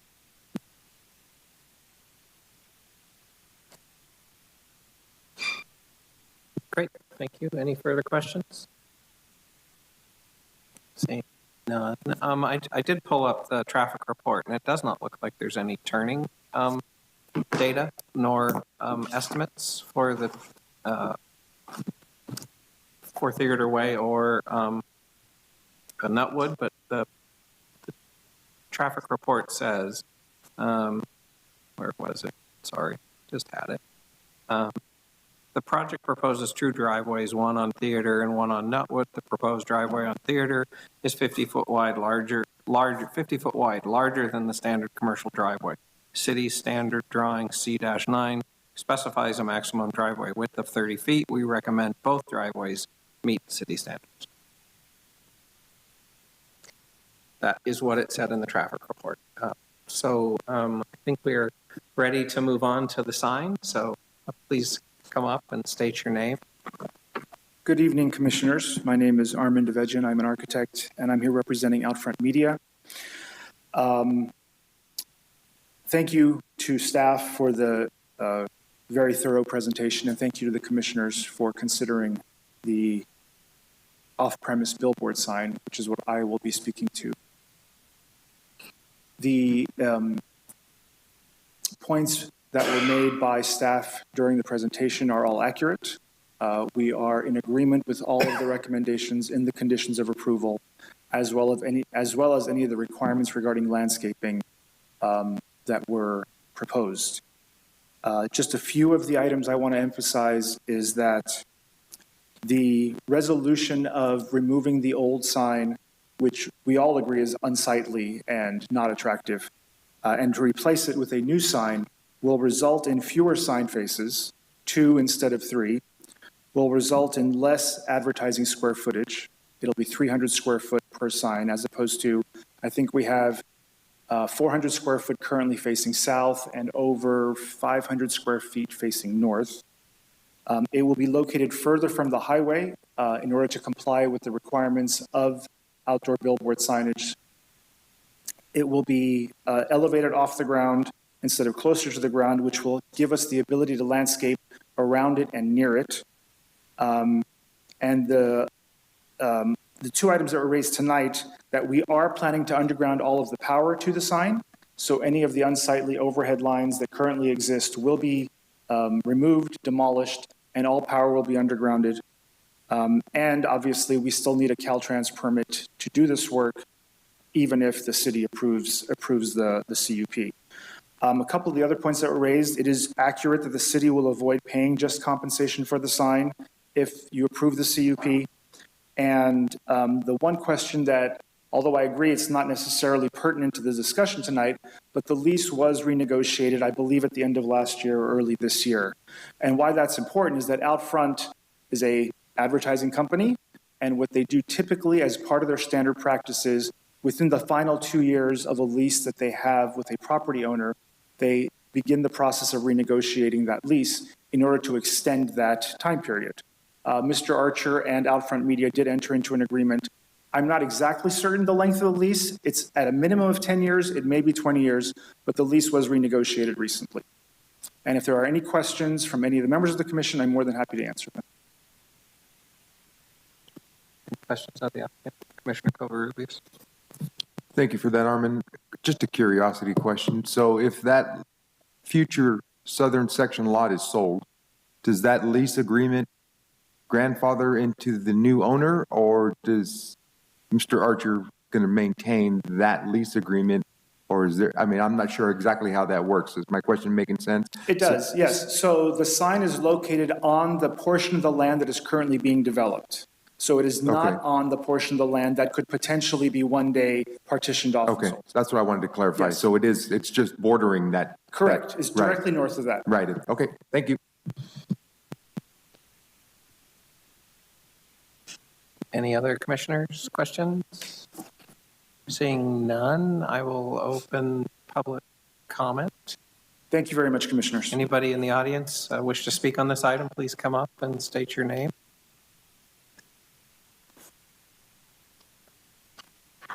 Thank you.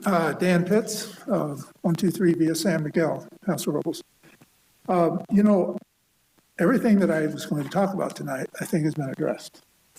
And I really appreciate that, Katie and your team and all of you. Virtually everything, except for one thing, is the traffic, the additional traffic that's going to be on Theater Drive, heavy traffic, heavy vehicle traffic. As I think all of us know, the condition of Theater Drive from the Target Center down to the city limits is pretty bad. And it'd be nice, you know, if there's going to be some improvement to all of Theater Drive in that section because of this additional traffic that's going to be coming down there in the coming years. So I don't know if you can answer that question now or if I'm just making a statement for your future discussion, but even without the Peterbilt project, the condition of that road is pretty bad. There's that, and then the PA system that was briefly mentioned.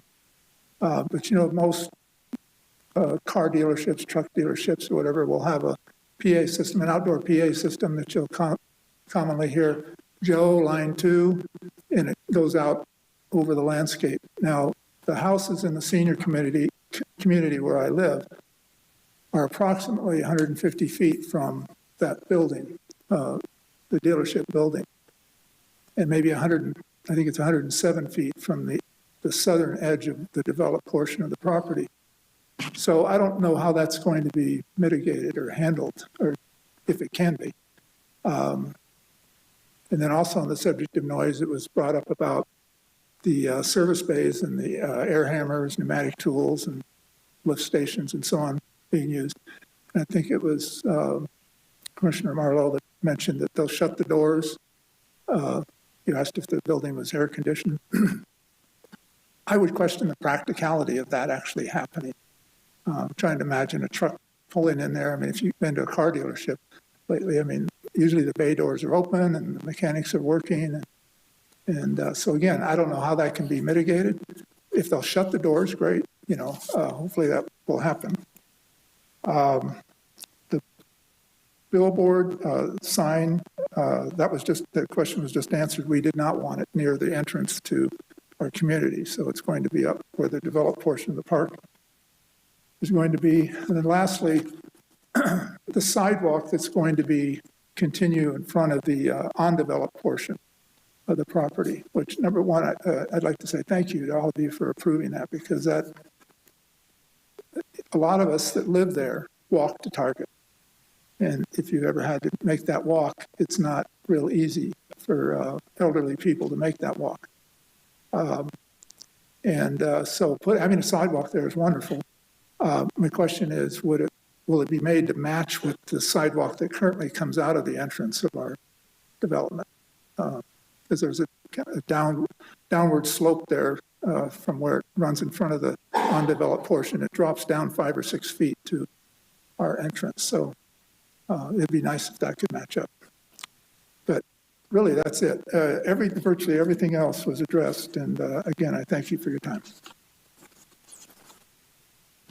Great, thank you very much. Any other questions, comments? Marcy, anybody online? There's no callers.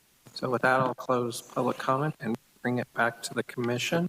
Maybe we could address some of the questions of Mr. Pitts. Do we have an idea of the paving on Theater Drive? If that is on a future cycle? Well, there definitely will need to be some paving for the frontage of this project. In terms of just in general, the repaving of Theater Drive, we'll need to check in with the Public Works and see kind of what the timing is on that. I know that, we've been waiting quite some time for this property to develop, to get some improvements. The Sky River recently came to the Planning Commission, and we're going to get some improvements there to help that situation. Mr. Pitts had talked about that connection and sidewalk connections and things. But in terms of paving the rest of Theater Drive, we'll have to look and see if that's on an agenda for that. Sure, and then to follow up, sort of tying into that sidewalk, do we know if the existing improvement plans tie into the I think that was something that will need to be considered when the improvement plans go through review by engineering. Great. And then I'm sure the Ballard study addresses it, but intercom, Katie? Yeah, so the applicants, the documents they provided actually made no mention of a PA system. Ballard Acoustics put it in preemptively, because it is a typical practice for car repairs. So the mitigation measure that Ballard presented was that the PA system can't be projected at more than 65 decibels because of distance and, calculations and background noise and so forth.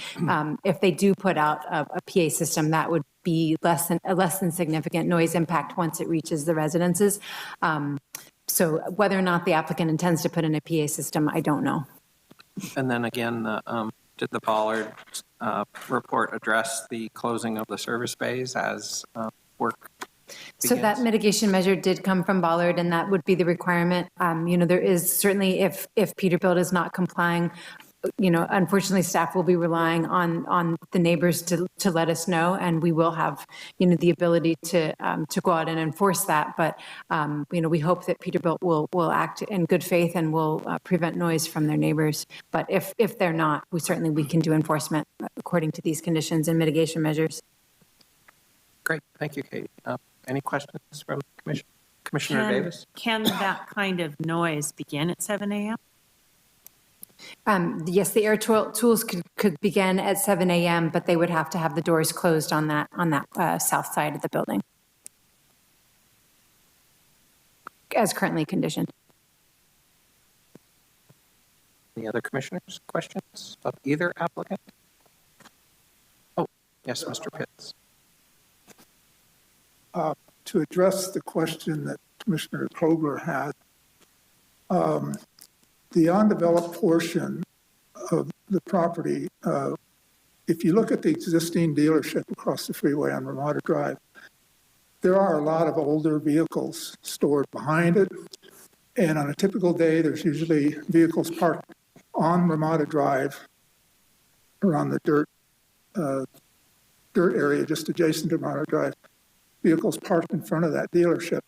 So our request would be that no parking be allowed on Theater Drive in front of the dealership at all. And again, if they're going to be closing that dealership, where are they going to put all these older vehicles that are just sitting there amongst the weeds and everything? We don't want them adjacent to the entrance to our park. Great, thank you. Yep. So, Katie, is there parking on Theater Drive now? Well, currently there is no curb, so it's relatively narrow. So, I wouldn't feel comfortable as a motorist parking there. But there would be, I'm trying to double check my memory. I'm fairly certain that it's widened enough that a parking lane parking could occur once the curb is put in. Trying to double check my memory here.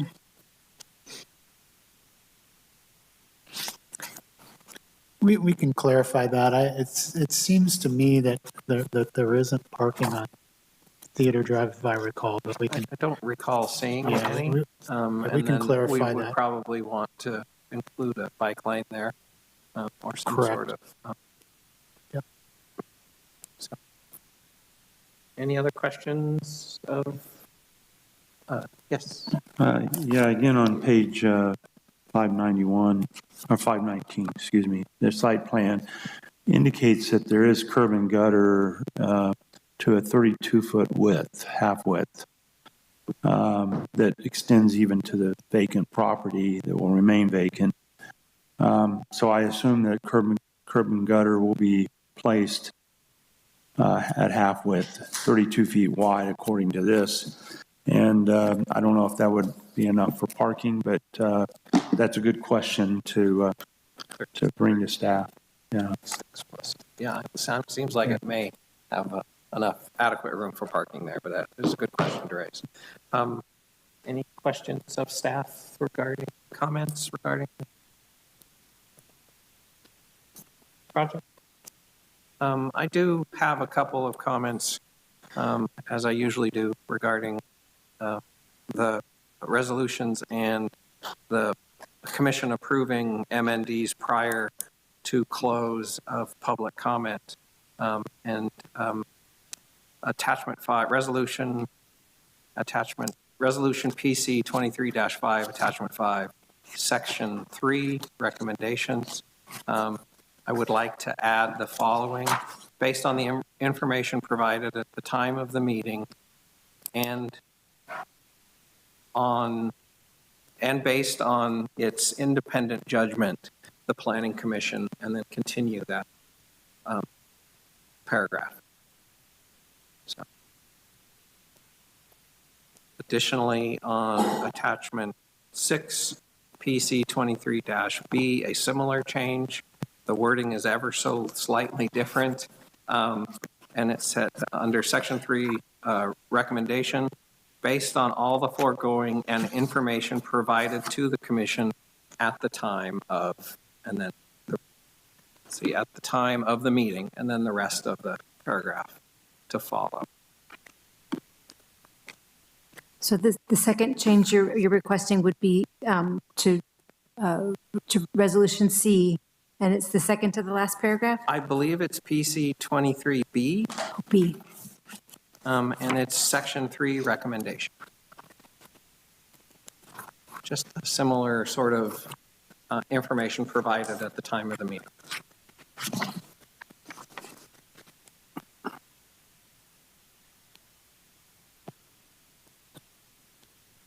Any other questions of staff, or is there a motion potentially? Yeah, go ahead. I have some discussion points. Sure. If I may quickly. Absolutely. Didn't know if we were evolving from a questions to discussion or it was all morphed together. Overall, I support the project. I think it's really quite well done for this kind of facility. I think it's an attractive building. It's attractively landscaped. It's appropriately located.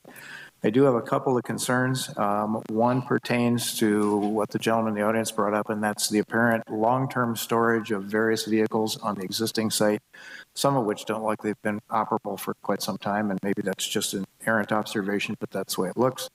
And I trust we have enough provisions in the resolution that there could be some enforcement of that aspect of the business if it ever got out of hand. More significantly, perhaps, is I am concerned about the 30-foot sign. As I looked at the staff report, making this a highway-oriented district allows this taller sign because it states that signs exceeding 6 feet in height located on those properties can occur, but if this is accurate, it states that those signs have to identify tourist-oriented businesses, of which I don't consider this to be one of those. And I don't know if that's an absolute or whether there's movement in that. My concern is about the number of 30-foot signs along here, 30-foot tall signs. The landscaping plan submitted by the applicant shows a 6-foot sign at that corner. There's a drawing in our packet of a 6-foot sign, which I think would not even require, if I understand correctly, the highway orientation to occur. But in my view of the world, given the aesthetics and the entry point to the city that this conveys along 101, the 6-foot sign is a very attractive addition to this site. I think the 30-foot sign, and particularly if it co-locates another one under it, is much less so and much less attractive as an entrance to the city. So I'm struggling with the 30-foot sign. Any other comments, Rob? I have some discussion. Go ahead, Commissioner Christian. Overall, I agree. I think it's a nice looking project. It's inevitable that as the city annexed that section, I felt that we were eventually going to see some type of development down there to include something like this. So I could understand that there are some effects on the neighbors nearby. One of the things that I would like to point out is I think if the applicant do everything possible to really mitigate that sound level, I agree closing bay doors seems a bit extreme on a truck after truck, but unfortunately I feel like the best way is to monitor that is going to be from some of the neighbors, to be perfectly honest with you. Just a comment for the applicant, something to consider. I don't even know if it's possible this late in the game, but the trash enclosure being so near that development, I can just tell you from experience living in town, commercial center nearby at, I don't know, between 6 and 7 in the morning when that trash truck comes in, it's pretty loud. So I'm not sure what time the trash, but maybe mitigating, making sure that trash time follows with the time of operation for the business for pickup. That's just a comment I really wanted to make for the applicant. I think that's just being kind to your neighbor. And I would agree with Commissioner Kogler on the landscape on the south side. Now that we understand more of what that is, I would think that staff could work with the applicant to come up with a much better landscape design for that to include maybe taller shrubs and maybe a tree or two. I'm not sure how effective that is in a drainage swell, but I think that should be looked at, and I think staff can, I would trust that staff would be able to work on that. As for the entrance off a theater, I'm kind of torn. I understand the truck traffic, I really do. Being a person, like I've said many times, pulling a giant fifth wheel, I know what it's like pulling into a space. But I have to agree with the neighbors because of the traffic on Theater Drive, and I don't think it's any particular problem caused by the applicant, obviously, but there is a tremendous amount of traffic, and having a tractor trailer slowing down or stopping to make that turn, I'm wondering if maybe, the 65-foot entrance would seem the most logical coming in off of Nutwood, because you would turn in off the traffic, and then since it's so close to Theater Drive, then you're just making a nice turn into the facility. Being that Nutwood is kind of a small, isolated little community, I don't think that there's a tremendous amount of overbearing traffic that would affect coming off of Nutwood. That's kind of my opinion when looking at this and circulation. So I'm kind of torn on that, allowing for the 50-foot in the front and the recommendation being the 30-foot. I think I'd like to hear more from the other commissioners on that. I would agree with the applicant along Theater Drive. That makes no sense to put any trees. I do appreciate that you're going to do the ground cover, you're going to do the sidewalk, you're going to improve that portion of it. And I think that's very nice. I think it's very helpful for the neighborhood in itself. I agree the trees, wouldn't make any sense. It would be just kind of a waste. And I think that would, I would be okay with that not being a part of the plan. Let's see, there was one other point that I wanted to make. Back to noise, I am concerned about the PA system. I understand the 65. Okay, no PA system, thank you. Okay, because I was going to say, basically, what they're going to now are little remotes, you know what I mean? People have like a little kind of walkie-talkie remote thing. But anyway, I'm glad to hear that, actually, so I guess I wasn't paying attention, was I? All right, I think that's all I have for right now on my comments. I'd like to hear from any other commissioners if they have something to say. Commissioner Conley? Yeah, I really think this is a good project, and I support it overall. I think they did a good job of planning it. I think it'll be better than the Peterbilt that's across the way on Ramada Drive. I think they've done a fine job. And maybe what we're getting in the billboards is better than what we had, even if it doesn't have a sunset or expiration. So overall, I'm in favor of the project. I would like to repeat some of the concerns Commissioner Christensen had and Coglier with regard to landscaping on that portion of the swell. It looks to me like at the property line there's a 2-to-1 slope, a flat spot, and then a 2-to-1 slope back up. So it's really just a ditch, which could be in my opinion, could be a more gentle V-ditch and allow for landscaping on that southeasterly side. Based on what I can see on the site plan, there's only a 1 or 2 feet difference between the top elevation and the bottom flow line. And so that could be a swell and it could be landscaped based on what I'm reading on the site plan. I do agree that a site like this, being a commercial truck repair shop, needs bigger driveways. I think that they should be allowed, and a 50-foot in front and a 65 on the side, I think, in my opinion, is reasonable because you have truck turns and you have to provide for the truck turning templates that would be presumably the engineer accounted for when they did the turning radiuses for the trucks. And so for the conditional use for this site, being the type of industry it is, the type of business it is, would certainly, I think, need to consider wider driveways for it to be able to operate properly. And in my opinion, the 50 and the 65 are fine. And that shows pretty clearly on that site plan too. So those are my comments. Commissioner Marlowe? Yeah, I'll just reiterate a couple things. I do agree that I think a 50 and a 65-foot approach would be reasonable. You're either making a turn onto Nutwood, I can't remember the name, a right turn into there, you're making a right turn into the driveway. I guess driveways would be arguably a little bit of slower or a left turn, but I think either way, there's going to be people slowing down, making a turn. I would think that most of the vehicles going in there probably aren't pulling trailers typically. Maybe they are, and then as far as the noise goes, when you're conditioning a space like that, you're going to want to keep the doors closed because you're going to be spending a lot of money doing that. And I would assume, I'm not a tractor truck mechanic, but that the work going on in there takes longer than a typical oil change or tire change. Now it might be, but I don't foresee the doors up and down as much as it would be in a standard shop. And then as far as the Peterbilt sign goes, maybe it's the younger generation. I kind of like them. I kind of like the way it looks. So I'd be in favor of both signs at 30 feet personally. That being said, I think that overall they're really well done. I think that, you have a swale there on the landscaping. There's going to be probably riprap in that, which is like large rock.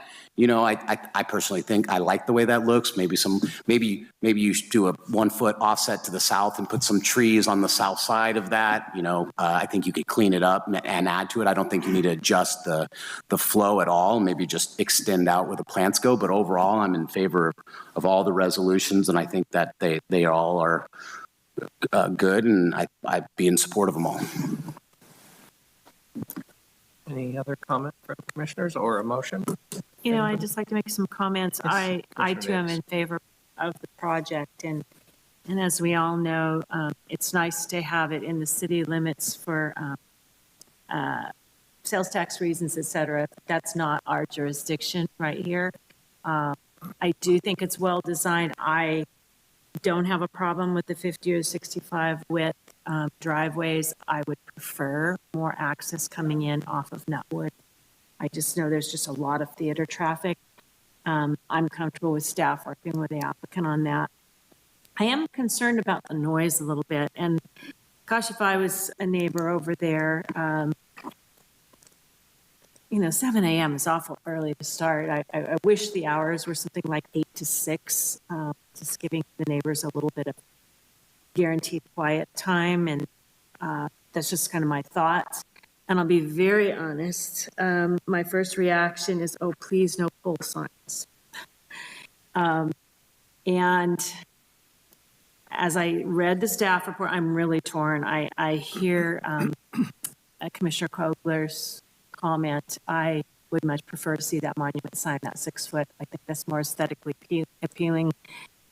Don't quote me on this, but I don't want to see a whole lot of signs up and down and looking like Santa Maria. Okay, I want to preserve that special character. But I see a Kia right next door who has the right to have a pole sign, and I am so very torn. I would rather see a monument sign, but I want this business to succeed. I'd like to see maybe like a 28 foot if maximum height, but that's just my thoughts. Any other questions or comments? Commissioner Coveru? I almost feel obligated. All the fellow commissioners have stated. I don't have any problems with the project either. I like it. I think it's well done. I can go back and forth on the sign, especially the height. I see pros and cons to both. I wouldn't be necessarily opposed to the 30-foot. I don't think it's tacky in any way. I think it's simple, but it does make a statement, but it's not a gaudy thing by any means. So I don't have any problems. And I'm also torn on is it better to access through a Theater Drive or through Nutwood? Nutwood is a quiet street, not as narrow or not as wide as Theater. So I see pros and cons to both as well. So I think overall, I think staff and the applicant have done everything they can to try to make this as well balanced as possible and presentable to both the commission and future city council. So I commend both parties for doing the job that they've done on this. And I think in the end, it's going to be a good project for the city. I think it'll be a good project for the neighborhood. And the final piece of that entire corridor there, which is big. So with that said, I'd be in favor of the project. Great. Seeing none, I'll entertain a motion from someone. I think we'll need 4 of them this evening, and it is a recommendation to the city council. So I'd like to make a motion. The first motion would be to approve draft resolution A, recommending certification of mitigated negative declaration 202209038 and adopting a mitigation monitoring program. Do we want to do these individually, all 4? Yes. That'll be my first motion. Is there a second? I'll second that. And just for clarification, did that include the suggested change that Chairman Neal suggested? Yes, that would include the, There's two changes, PC 23A and PC 23B. Yes, yes. I concur. Any further comment? Do you have that documented, the change? Because I wrote down what I thought the change or the addition was. So under section 3, under recommendation on Resolution A, it would be the Planning Commission of the City of Paso Robles, based on its independent judgment and analysis of the information available at the time of the meeting, recommends the city, so on and so forth. So that's attachment 5. And then attachment C. It's actually, I think, PC 23B. PC 23B. Which is attachment 6. Attachment 6, okay. And it is attachment 6. Section 3 recommendation as well. I have based on all of the foregoing and inserting here and information available at the time of the meeting, the Planning Commission of the city, so on. Those are the additions. Those were my recommendations. I have it written down. Appreciate that. So we have a motion and a second. Yeah. Motion and to include those. Any further comment? If not, I'll call for a vote. Yes. Commissioner Marlowe? Aye. Commissioner Christensen? Aye. Commissioner Kogler? Aye. Commissioner Davis? Aye. Commissioner Covarrubias? Aye. Commissioner Conley? Aye. Chairperson Neal? Aye. Motion to recommend passes 7-0. I'd like to make another motion to approve draft resolution B, recommending the city council adopt an ordinance amending the highway ordinance sign overlay district to include the subject property. We have a motion. Do we have a second? I'll second. We have a motion by Marlowe, seconded by Christensen. Any further comment from the commission? Seeing none, call the roll, please. Commissioner Marlowe? Aye. Commissioner Christensen? Aye. Commissioner Kogler? Aye. Commissioner Davis? Aye. Commissioner Covarrubias? Aye. Commissioner Conley? Aye. And Chairperson Neal? Aye. I'd like to make another motion to approve draft resolution C, recommending approval of development plan 22-02 for Peterbilt Sales and Service Center and conditional use permit 22-16 for a highway oriented sign. Motion, is there a second? I'll second it. I have a motion by Marlowe, second by Conley. Any further comment from the Just for commission? clarification, is there any specification of the height at this time? I believe it would be the 30-foot max. Any further comment? So, motion by Marlowe, seconded by Conley. Roll call, please. So the motion currently doesn't amend the landscape plan. I just want to point that out. I don't know if that was the intent. And thank you. So there was a question on the southern portion of the landscape plan to add landscape at southern border to meet city landscape requirement for fully landscaped perimeter. And Is that it, Commissioner Copeland? Yes, correct. So we were talking about the no addition of trees on AES 4. Was that correct? I think that comment was the drainage area they were talking about. That was. And then is there an additional request for the removal of the street tree requirement along? So that was in Resolution A as well, that requirement. That was, okay. So it's in Resolution A and in C, the trees. Okay, then did it also include, I think staff was going to work with the applicant in regards to the 30 or 50 feet apron off of theater? Would you like to add that to the motion? I think that's what was in discussion before, and I would be willing, I'd be willing to see if they would add that to the motion. If you guys want to discuss it, I think that's what, instead of making a decision one way or the other, the applicant was requesting 50. Staff made a point that they felt they could work with the applicant to make a decision on that based upon the study that was found and decide what would work best. Did I understand that correctly? Yes, between the commission's recommendation tonight and on to city council, we can determine if there's any ability to modify the city standard to go wider than 30 on theater is what we can look into. And then I think as far as the motion goes as well, if you still wanted to discuss the tree section, I think that's something that we can clarify through council as well. I would agree. I think we should clarify that. Is that acceptable to the motion maker? Yeah. A second? Yep, I will accept that. So the two things that we're changing to the motion is the recommendation to review the 50-foot approach on Theater Drive and to review the landscaping, was the landscaping along Theater Drive? On The southerly side of the property. Oh, the southern portion of the property. So there really should be three. There's two landscape portions. Yeah, so yes, I would like staff to work with city council and the applicant regarding the southern portion of the project, and then that green apron going south on the not used project property along Theater Drive to remove the trees from that requirement as well. That all makes sense. So we'll make sure that that southern portion of the project boundary be continued landscaping per city standards. And then the portion along Theater Drive of the parcel that's not being developed to full improvements minus the street trees is what the commission would recommend. That's correct. And does the second accept that? So Yes.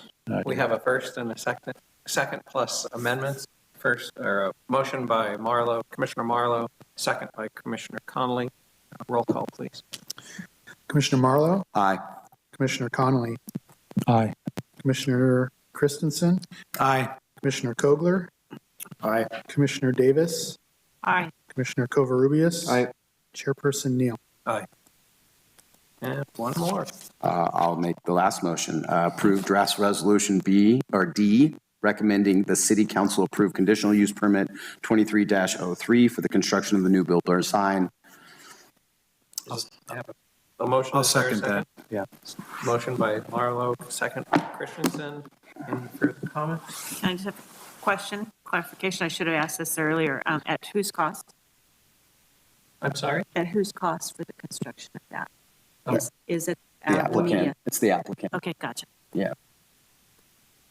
So, Just wanted to point out that staff is recommending an amendment to add a condition to require undergrounding of the electrical utilities. Okay, well, I will amend my motion to also include the undergrounding of the utilities. And you're referring to number 12? Yeah. Okay, yeah, I would agree with that. any further comments or questions from the commission? Hearing none, roll call, please. So I have a motion by Marlowe, second by Christensen. Yes. There was the underground that Katie wanted to add. Was there other change to that? No. That was it? No. Commissioner Marlowe. Aye. Commissioner Christensen. Aye. Commissioner Kogler. Aye. Commissioner Davis. Aye. Commissioner Covarrubias. Aye. Chairperson Neal. Aye. Brought me. Aye. Commissioner Conley. Yes. Passes 7-0. Great, thank you very much. And that closes our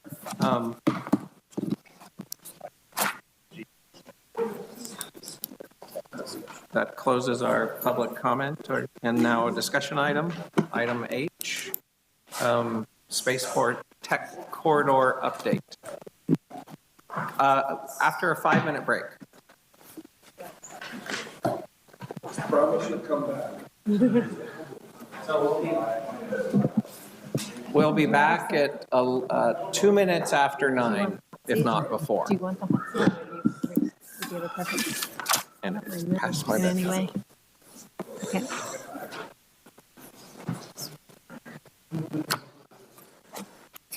Better pictures. Again. Thank you. Yeah, good luck to you. This is part Great. Yeah. Okay. Yeah, I expect this will be on the city council agenda for June 20th. That's tentative. That's where it's looking. Right. And can I still send you an email and you'll forward it on? Do you want to send a quick email? I'll get it. Great. Excellent. Me too.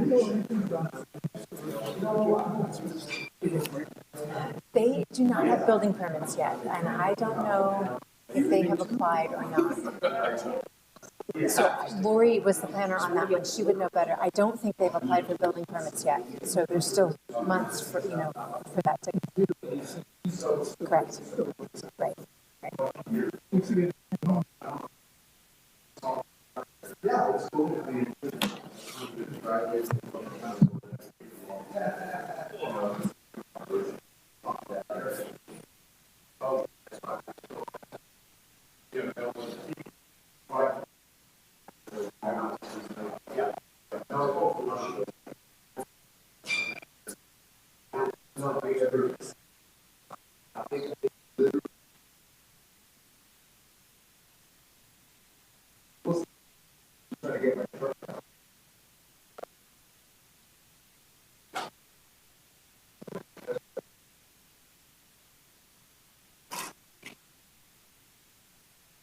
I think I got it figured out. Oh, sure.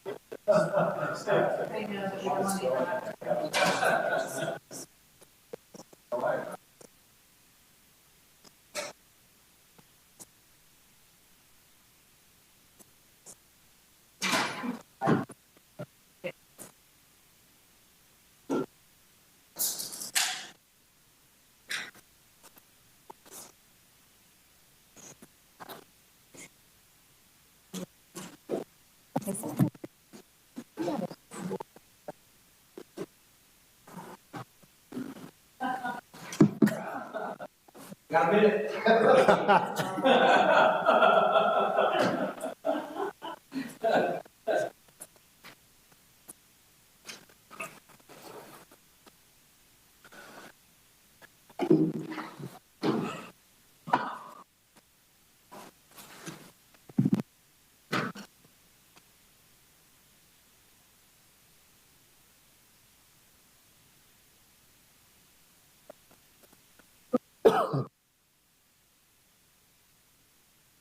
They come in like and say, and in conclusion. All you do that is stand.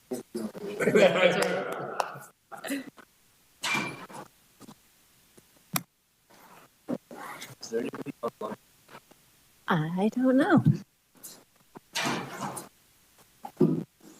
How? See if I can turn off all of her things. Paul was wondering if there's anyone online. Ashley's online. Like watching YouTube. Or no one signed in, like ready to make a comment. Yeah, on the YouTube. Two are watching. Or no one signed in, like ready to make a comment. Yeah, on the YouTube. Nobody? Two. Thank you, that's helpful. Two are watching. I just forgot Or no one signed in, like ready to make a comment. Yeah, on the YouTube. This is real language. Oh, okay. That's so cool because I didn't write it all down. Too long, but, oh yeah. Okay, and we're back. It's 9:02. There's and discussion items, spaceport and tech corridor update. Thank you, Commissioners. My name is Paul Sloan. Thank you for the opportunity to provide an update on the Tech Corridor project. As we have a couple of new commissioners on the commission, I'll do a real quick update to the background of the project and then move on to the newer bits of it. The genesis of the project is as an economic development and diversification project. Among the adopted council goals for fiscal year 22-24 were to continue supporting all of our existing businesses, wine, tourism, all that stuff, but then to also work to diversify our economy for greater economic stability, but also to work to develop and attract higher paying head of household jobs. So for that, we were looking into technology sectors, ag tech, med tech, and in this case, space tech, and in particular, seeing what we could do with our existing infrastructure, as you see here on the image, the airport that the city owns. So it was decided we'd work on a two-fold parallel tracks. One is to work on developing an application for an FAA spaceport license for the airport, and then in parallel to that would be developing what we're calling the tech corridor, which are the industrial areas in development around the airport where we could attract business to. And in the process of this, we've developed a name for the project. You see on the screen, the Paso Robles Space Innovation and Technology Park, which encompasses both the spaceport and the tech corridor areas. A bit about space ports. There are currently 14 commercial spaceports in the U.S. When we started this project, there were 12. In the last year, 2 more have been added, one in Alabama and one in Georgia. You can see there's only one in California, in fact, on the entire West Coast. It's out in the Mojave. So one of the things we can potentially offer here in Paso is another Pacific footprint, as well as easy access to the ocean, great quality of life. One of the challenges we've heard from companies that are based out in Mojave is the challenge of keeping staff, because it's a difficult place to live. And whereas we don't have that particular challenge over here. So we're working on that as far as developing the commercial aspects of it. What we're not looking to do with our spaceport is to do what's called vertical launch, which is the big rockets blasting off like you see at Vandenberg or Cape Canaveral. Those will continue those places. What we are looking to do is work with next generation launch platforms called space planes, which take off from conventional runways. Horizontally, they fly up to low Earth orbit, they deploy their payloads, and they come back down, and they land once again on a runway. And that's called a horizontal launch. And standing out at ground level on the tarmac could be the equivalent of seeing a small jet take off and land. There's a couple dozen companies actively pursuing developing space plane platforms. Again, this is sort of next-gen stuff. The reason this model is very attractive is because unlike most of the vertical launch vehicles, which are single use, the space plane goes up, comes back down. You still have a space plane. You don't build a new one every time. You basically refuel it, and it can go again with a new payload. This particular company here is one of the leaders, and their example that you see is their prototype, which has over 50 missions flown. It's 16 feet long and fully loaded with fuel, and the payload weighs about 800 pounds. When it's empty, a couple of guys can push it around a dolly. So that's just an example of what a space plane is. The payloads that they're delivering are small sats, also known as CubeSats. The CubeSat standard was developed at our own Cal Poly, just down the road here, about 20 years ago. And Cal Poly has been at the forefront of aerospace engineering ever since. The CubeSat standard was originally developed for academic purposes because it was easier and cheaper to produce, but today the vast majority are produced for commercial purposes. And in 2022, 95% of all of the satellites that were sent to space were small sats. And so when Elon Musk sends up SpaceX, he's shooting out a cloud of these little CubeSats, because now it's as opposed to having these huge, very expensive geosynchronous satellites, even the military is moving to cloud-based, if you want to think of it that in space, where you can have a bunch of small satellites. So it's much harder for someone to attack or have any of the problems, and they're cheaper to produce and easier to maintain. So that's sort of where we are with that. So it made sense on this project. Oh, by the way, we have a CubeSat that Cal Poly gave us that's on display in the lobby out at the airport. With some information so folks can learn about CubeSats. They're about the size of a blender, so people are always surprised how small they actually are. So it made sense for us to partner with Cal Poly in this project. So just over a year ago, in April of last year, Mayor Martin, you see there, and President Jeffrey Armstrong of Cal Poly inked the partnership down at Cal Poly at the PAC.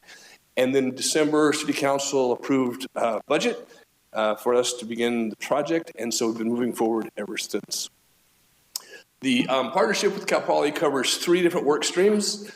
One is developing the application for the FAA license. The second is space industry ecosystem mapping and partnership development. That's sort of developing the tech corridor part of all the businesses that could be involved with an ecosystem around a spaceport.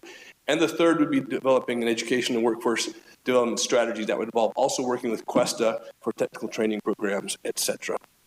The FAA license is a multi-step process. The first thing the city did was, going back a year and a half or so, they commissioned an engineering study to conduct a preliminary technical review, which found the project was doable. Then we submitted a pre-application to the FAA to tell them what type of license we want, what type of spaceport. We want to do horizontal launch using existing infrastructure, the runway that we already have. We're not building something. And so they came back and said, great, then this is the type of paperwork you have to do. We're category 420 in the FAA lexicon. And so it's highly technical, which is why working with the Aerospace Engineering Department at Cal Poly is super helpful. This is the part where we're working to map out what an ecosystem would be. So you might have a launch partner at a spaceport. That's really just the UPS taking your payload to space, or the FedEx. So it's all the other companies that you could have around there that build the payloads and test it, and all the cybersecurity, and there's just so many parts that go into it. So this is basically all the types of businesses we could potentially attract to this area around a spaceport and a tech corridor. And the third part that Cal Poly is working on for us is working on branding and developing communication tools, flyers, branding, even the logo, as well as one of the deliverables will be a website about the project. And this is here, the team that we have. So we have Matthew, Anmal, Adam, and Kendall are all aerospace engineering majors.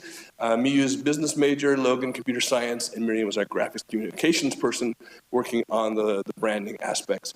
Adam is the lead for the engineering team. He's a senior graduating, but luckily he starts his master's in the fall, so we'll have him with us a bit longer, which is great. Just as a bit of reference, we had over 100 applicants for these positions, these internships. So you already know how hard it is to get into Cal Poly. Just the standards today is these kids are just super bright, and it's just so much fun to work with them. These kids, students, I make the mistake of calling them kids all the time, but it's just a great pleasure to work with them, and they're just really eating it up. It's a lot of fun. And then we also have on the Cal Poly side, Paula Jurison, Bill Britton, and Dr. Lee St. John is the project lead on the Cal Poly staff side, and there's myself and Mark Scandalis, who's the airport manager. And on the city side, that completes our team for this project. A little update on the airport itself, since I was here last. There we see Mayor Pro Tem Hammond standing out there. This is, the city has built a testing site out on a remote part of the airport in an area that hasn't been used in decades, that was originally built back in World War II when the airport was built for the U.S. military. And so we've reconstituted the access to it. You see here the picture. And this was done using recycled road materials used from street material used from street repairs going on around town. So we're able to rebuild this aspect out there to this remote area where we have several engineering firms testing their micro-propulsion systems that are used to push around small satellites in the weightlessness of space. The picture on the right are a couple of engineers from a company that was out there about 2 months ago. We had 4 companies out there testing their micro-propulsion systems as part of NASA's Artemis project, which is the project, multi-phase project to take humans back to the moon and then eventually at some point onto Mars. And so it's really great that we were able to have this, and these companies were able to already start using our facilities out there. A little bit about the tech corridor side. For those of you who may have seen an earlier version of the map, it has now expanded such that completely the purple line there encompasses the airports. And what this, all the way to some land to the northeast, what this basically does is it just groups together the various industrial projects that are proposed and in various stages of development. And you can see it starts to take the form of of a corridor. Most recently, since the last time I was here, is the proposed industrial park project in the upper right-hand corner to the northeast of the airport. And then the double line is land on the airport property that the airport manager has identified. It's zone commercial.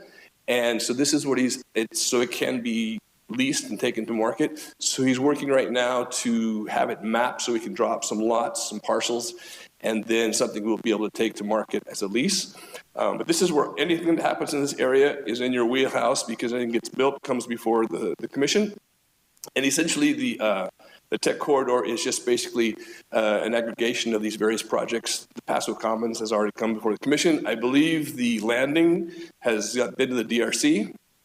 And then the other projects, as I said, are in various stages of development. But again, that's the important role of the Planning Commission, because in order to do business attraction, we have to have some place to attract businesses to. Anything that's going to get built is going to need to come through the commission. And so you guys are a vital part of the process.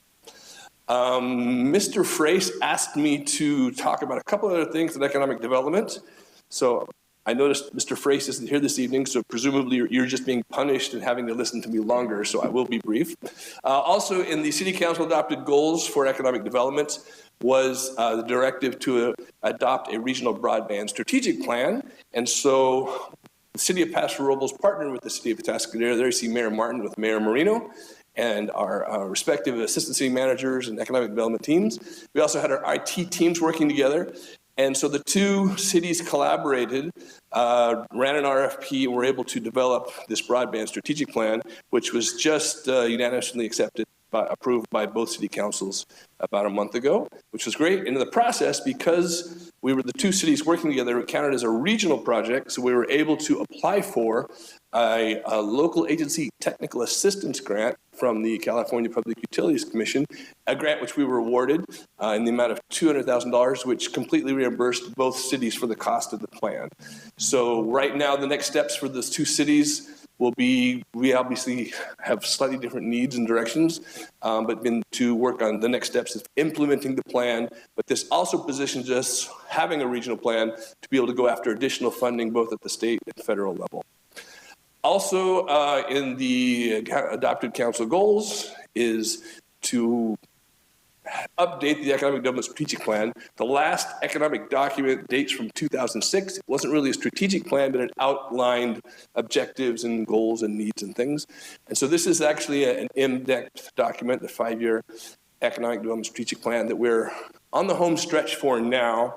It's been quite an involved process. We're looking to have it completed in the next coming months and to bring it to council in August. That's our plan.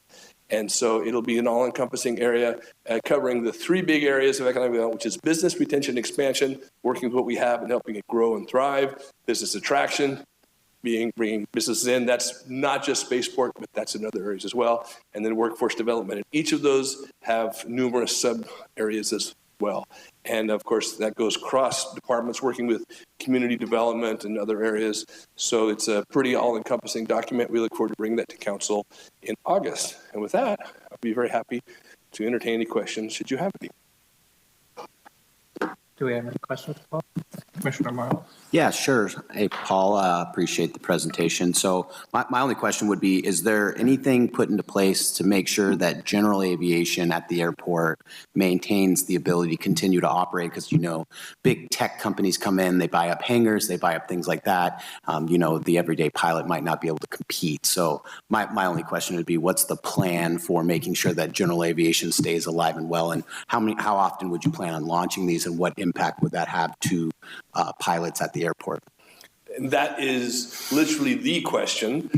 Broadly speaking, the community in general, we've done lots of community outreach. The questions are noise and pollution, just because they don't know what's going to be launching, and then the general aviation community. So this is a general aviation airport, and the preeminent tenet of this project is that whatever we do has to be complementary to what we have. Nothing gets removed or replaced with anything else. So it has to integrate with general aviation, et cetera. So that's doesn't displace CAL FIRE, CHP, Mercier, or any of our general aviation pilots. So it absolutely has to fit in with that. And we have the ability to decide what that means. And working with space plane technology, it's like I said, it's sort of over the horizon a bit. The prototypes are flying for a couple of companies, but we're quite a ways from being commercially viable here. But whatever happens will be absolutely in tandem. We work hand in glove with the Airport Commission on this, and I'm at all the Airport Commission meetings because that is the thing. We don't want to displace what we already have just to have something else. Cool. So, yeah, that is absolutely part and parcel of that. Great. Commissioner Cogle. Thank you, Mr. Chair. First off, congratulations on your broadband grant. That's nice to get that reimbursement. Paul, when you've spoken to us before, you've had some outlines of the various steps that are involved in this thing, which is a prolonged process. Not to go back to that, but just tell us what's on the horizon the next 6 months or a year. What can we expect to see? Is there anything really, truly exciting, different happening that's obvious to the public? Well, it's all truly exciting. I know. You spend your entire day and excited. I do. So the next goal is with Cal Poly. We're working to submit the application to the FAA for the spaceport license in the fall. So we have regular calls with it. We just had a call with the FAA on Friday. So we're working with them along, and the FAA loves the fact that unique to all the other spaceport approaches that we're working with an academic partner, and that we have this academic approach because a lot of the spaceports, not that there are many, have gone after this, the build it and they will come get rich quick kind of a thing. And ours is absolutely not that. Ours is working with an academic partner, and other universities are actually coming to us like, how can we be part of this? Because all these engineering departments have the same challenge that Cal Poly does. So that will be submitting the application in the fall. And then it's basically the back and forth of what the FAA needs. There'll be some environmental things like that. And the estimate, we're not looking to build anything. It's existing infrastructure. And so basically 1 to 2 years after that until we would have an actual license. And the license is literally the shingle. It's another piece of paper. But we have, both the city and Cal Poly are under an NDA with a launch vehicle who are providing the students with the technical data, which makes us unique as well, because up till now, all the previous spaceports were doing theoretical launch vehicles. We actually are working with, so it's very specific, which makes it even easier. So license application in the fall, and then we'll see after that. The tech corridor is probably the more exciting part because that's where we'll start to have these industrial projects come in. We have a number of companies. We have already the testing site, but we have international companies as well that are looking to have a U.S. footprint. And they love being here because we're easy to get to either Southern California or Silicon Valley. But for California, we're still considered affordable. And so there's a lot of potential for that as well. But that's really the upcoming stuff. And I forgot to mention, you asked the frequency. So that's, again, for us to decide. In the preliminary technical review, the first engineering study was done, they threw out a theoretical eventual goal, if we had an actual license and a launch vehicle based here, to eventually work up to 12 times a year or once a month. That would be the goal, but that's just a theoretical goal. Great. And do you know if there'd be like a TRF or airport closure during those windows? The idea is, if there is, it would be extremely limited because the platform we're looking at basically flies like a regular aircraft. And in other countries, it's already licensed. It's not even to launch. It's licensed to take off. It flies, integrates. And part of what we have out there, the airport manager has got this new software. There's a big screen up in the airport where you can see the actual traffic. There's entire windows of the day where nothing's happening out there. Sure. So we would work to integrate it. And when you have, this is all theoretical, but when you have the ability to fly whenever you want to, if something happens, CAL FIRE's going to go, you get bumped, you can go the next day. It's not like you're moving a huge rocket out to a launch pad. This is a company that just needs a hangar and they taxi out and take off when it's time to go. Great. Commissioner Christensen. Yeah, Paul, I know we've a while back had some discussions, and I'm glad you brought up the added development out there, and kind of piggybacking on Commissioner Marlowe's question about the general aviation and the general local use and the local businesses. Is there discussion right now of helping streamline the land lease procedure right now with current property owners or building owners and working within those confines of what's taking place out there today, leading into the future? If you were talking about expanding on the end of the airport land, right now I know there's difficulties, contention between owners and or potential owners and the city in regards to the leases that are there now and or future leases, but there seems to be no set footprint or process or procedure that can be really leaned on. Is that something that's going to become part of the discussion, or is it part of the discussion? It is. So Mark Scandalis, the airport manager, brought in a consultancy to address that because there was just a lot of unclarity from years of things sort of going the way they were going. And so he presented at the last council, I think, or was it 2 councils ago, I'm not sure, a new leasing format, how they could do it to make it sort of market rate standardized based on other, how it's done at other airports. And so the idea is to try and make it so it's more coherent, more standardized and streamlined. And so the idea, Mark is working very hard to make that something because it's a bit of a challenge between what's been there for a while, what's new coming in, and how do you make those two align? So he did present a new leasing structure to council. I think it was 2 councils ago. So that's a process, and I believe they approved it with the instruction to come back in a year to give an update on seeing how it's going. Did that go before the airport commission as well? I believe it did. Went through the process before it went out there. So. Okay, so they supported it to send it to council, or? I think, yes, I believe so. That's the usual process they would have to do. And so, and that was, again, it was a consultant that he brought in. He's brought in a couple consultants just to try and get stuff squared away. I think that's great. I think it's very important because I feel that, locals that have established businesses here should be, obviously get that priority. I'm very excited about the project as it is anyway. And congratulations, yes, on the grant for the broadband. That was fantastic. So thank you. That's all. Commissioner Cobb. Yeah, I think this is great. I mean, Spaceport Tech Center, it'll create jobs.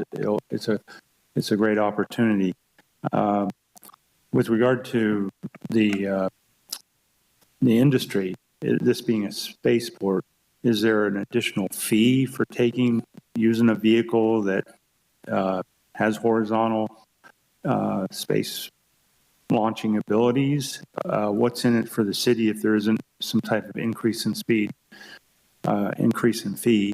And then the second question is, what makes this airport any more special than another airport? If it's more about the vehicle and the technology that could be applied anywhere, what makes it unique here to be a spaceport? As far as, could there be competition with other airports opening up, or spaceports opening, airports applying to be horizontal spaceports? Great question. So on the first one, it's literally whatever we want to do. It's up to the airport commission and council and whoever else to decide what do we want to have for a fee structure, et cetera. For me, the spaceport is the shiny object and having a launch partner, but it's literally all the jobs will be in the businesses that are attracted around it. So it's literally the industrial parks that are the benefit as far as jobs for local people. And on that, just real quick side note, when we talk about the types of companies we'll bring in, it's not just, they might be technical companies, but we always stress that a technical company that's selling a high-tech widget still needs accounting people and sales and marketing people and HR people and logistics people. So there's a lot of jobs for people that are not just engineers. That's why it's a benefit for the larger audience that we have here. Coming back to, the second part was? What makes this airport unique couldn't other airports The only thing that makes us special is that we're doing it now. And so I think you grew up in Hawaii, so you paddle before the wave gets here, right? There are 19,000 airports in America, right? And we're just, the horizontal wave is just cresting now. We actually have prototypes flying. We're in touch with, there's a company in Canada, they plan to have their prototype flying by the end of this year, and then proof of concept. But we're still a couple years away from commercial viability. The company that we're talking to only needs 3,000 feet to take off. We got a 6,000-foot runway. So it's super accessible. What we have to offer here for the whole package of a spaceport and tech corridor, the first thing any company asks is, what's your talent pipeline? Do I have to move people there? And you don't have to, because the talent pipeline factory is right over the hill at Cal Poly. They got 14 different types of engineering degrees, and a lot of those people would like to stay here if they could, but they end up having to move somewhere else because that's what the jobs are. So the fact that the learn by doing students coming out of Cal Poly are ready to go to work And so one of the companies that has already signed an LOI, a letter of intent to come back here, is based in Europe. And we just had a call with them 2 weeks ago. They were super excited to come back. They both have their PhDs in aerospace, but they got their masters at Cal Poly. And they love the area, and they can't wait to open up a U.S. footprint because they know the talent they can get at Cal Poly. So we have that in our back pocket. We're in a sort of a sweet spot, 2.5 hours from Silicon Valley, where there's a high concentration of space tech companies, no place to launch up there. And for people, let's say we built the R&D aspect of the tech corridor. For things that you need to launch on a big lift thing, you can put it in your van and drive it to Vandenberg. So we're kind of that sweet spot between them. And you look at the picture, we also have room to grow. A lot of airports don't have any room where they can actually expand. Beyond that, mostly we just pro-business environment, a great quality of life, and you can afford to live here. So it will be competition. Once they see little Paso Robles doing it, there will be people clamoring on it. The good news is, for the most part, the space plane companies are working to have a point-to-point model where they're not going to be based somewhere. They'll work with 3 or 5 different spaceports. So they'd like take off in California, launch, land in Texas, take off from Texas, and land in Florida. So they would just do that kind of a thing, taking stuff to space. So they will all be using multiple bases. But we're hoping to get our hat in the ring before everyone else sees how it could be. Any other questions? I suspect our weather is pretty good too, so. Yeah, lots of blue sky. Well, thank you very much, Paul. Always enjoyable and informative. So Thank you very much for joining us this evening. And now we move on to the consent calendar. Approval of the Development Review Committee minutes for April 3rd, 2023. Do I have a motion or any adjustments needed? We could take both of them at once if you'd like. I move we accept them as they are. Second. So I have a motion by Christensen, a second by Marlowe. Any further discussion? Hearing none, roll call, please.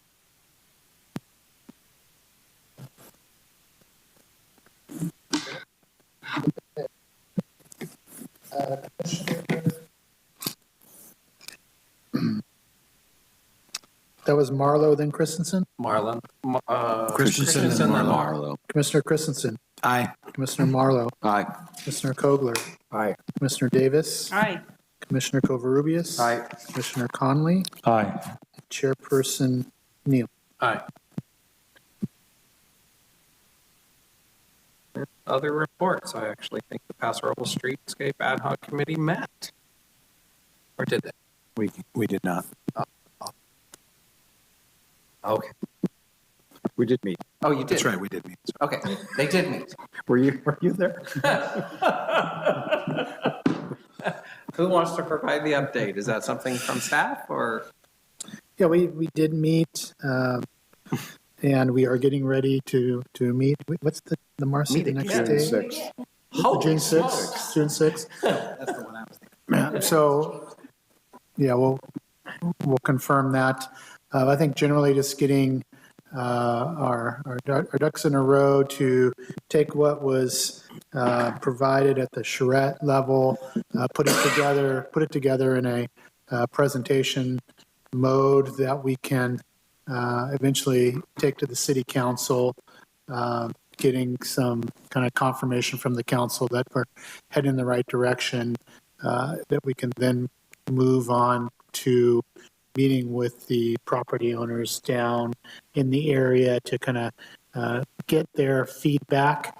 And what we'd be taking to council is not looking for any kind of approvals. We're still early in the process, but putting together kind of where we are, what we plan on focusing on, getting some feedback from the council on that, I think is kind of what we're working towards. I know Warren has put together some presentation information that the committee is looking at, and then we'll get together in early June to work on that some additionally. Commissioner Kogler, do you have anything to add on that? The only thing I would add is we will come back to the planning commission also. As a part of that review process with property owners, council, and so forth. Great. Thank you. Housing Constraints and Opportunities Committee, do we have a meeting scheduled for We're looking forward to that zoning code review. Absolutely, we're looking forward to that zoning code review. So much fun. I think we were anticipating early June, but I think because of the, the work that's involved with the zoning code, I think it's going to go off a little ways so that we can take more of a section of the zoning code, try to get more to them at one time, and then eventually come to the planning commission as well. So that is on the horizon, but a little later than early June as we first anticipated. Great. And the Development Review Committee rotation schedule, since Monday's a holiday, all y'all get the weekend, the Monday off. And then June starts with 2 new members, Kobler and Davis. Mr. Chair? Yes. Prior to the meeting starting, there's some horse trading going on this end of the table because both Pat and I have some conflicts. So as a result of that, which was partially completed, I will be covering the DRC meetings, Marcy, on July 10th and 17th. Pat will be covering in my stead on the 12th of June when I'm unavailable. But I'm also unavailable on the 19th of June and still need to see if somebody can cover that date in my absence. So we covered 3 out of 4, but I still have 1 open. June 19th. I can cover that for you, Mark. Thank you, Commissioner Christensen. Nice horse trading, guys. When do I get the horse? On to Planning Commissioner comments. Commissioner Cover, any comments this evening? Just another great job by staff again. Well done, especially on Katie's part for that first, for her presentation. That was a long one. Thank you. Commissioner Davis, any comments this evening? No, well, just one, Paul's presentation made me think about our mayor, who's a big proponent of the spaceport. And I just want to say I miss him and his leadership. I hope he's doing well. Commissioner Marlowe. No comments. Commissioner Christensen. No comments. Yeah, you know what? I did want to say this. I'm sorry, I was distracted putting this on my calendar. But Katie, that was a wonderful presentation. I know that's been a complicated project for a while now. So to culminate all that again, to make it clearer for us, I really appreciate it. And thank you. Commissioner Connell. Yeah, just another note. I don't know. It's not about today, but July 11th, I'll be out of town and I'll miss the Planning Commission on July 11th. But, and I agree, excellent job on the Peterbilt sign stuff, Katie. Commissioner Copeland. Kudos also to staff, Darren, Warren, Katie, and everybody that contributed in getting a myriad of information on Paso Robles Street pulled together into a pretty discernible slide presentation that ultimately you'll see, and we'll massage that, I think, as we go forward. But it was really a great step in advancing that project. I certainly appreciate that. And then the only comment I have is on June 13th, the next meeting, I am unavailable, so I won't be here for the 13th. Great, and I have no comments. Staff comments? I don't have anything to add since we hit the kind of the previous meetings. Anything else, Marcy? Is there anything else we needed to talk about? Okay, so no further staff comments. Great, having none, and who's going to race to the motion to adjourn? No. I move we adjourn. Second. Commissioner Connolly, thank you. And how about just a yay? Yay. Thank you, everybody.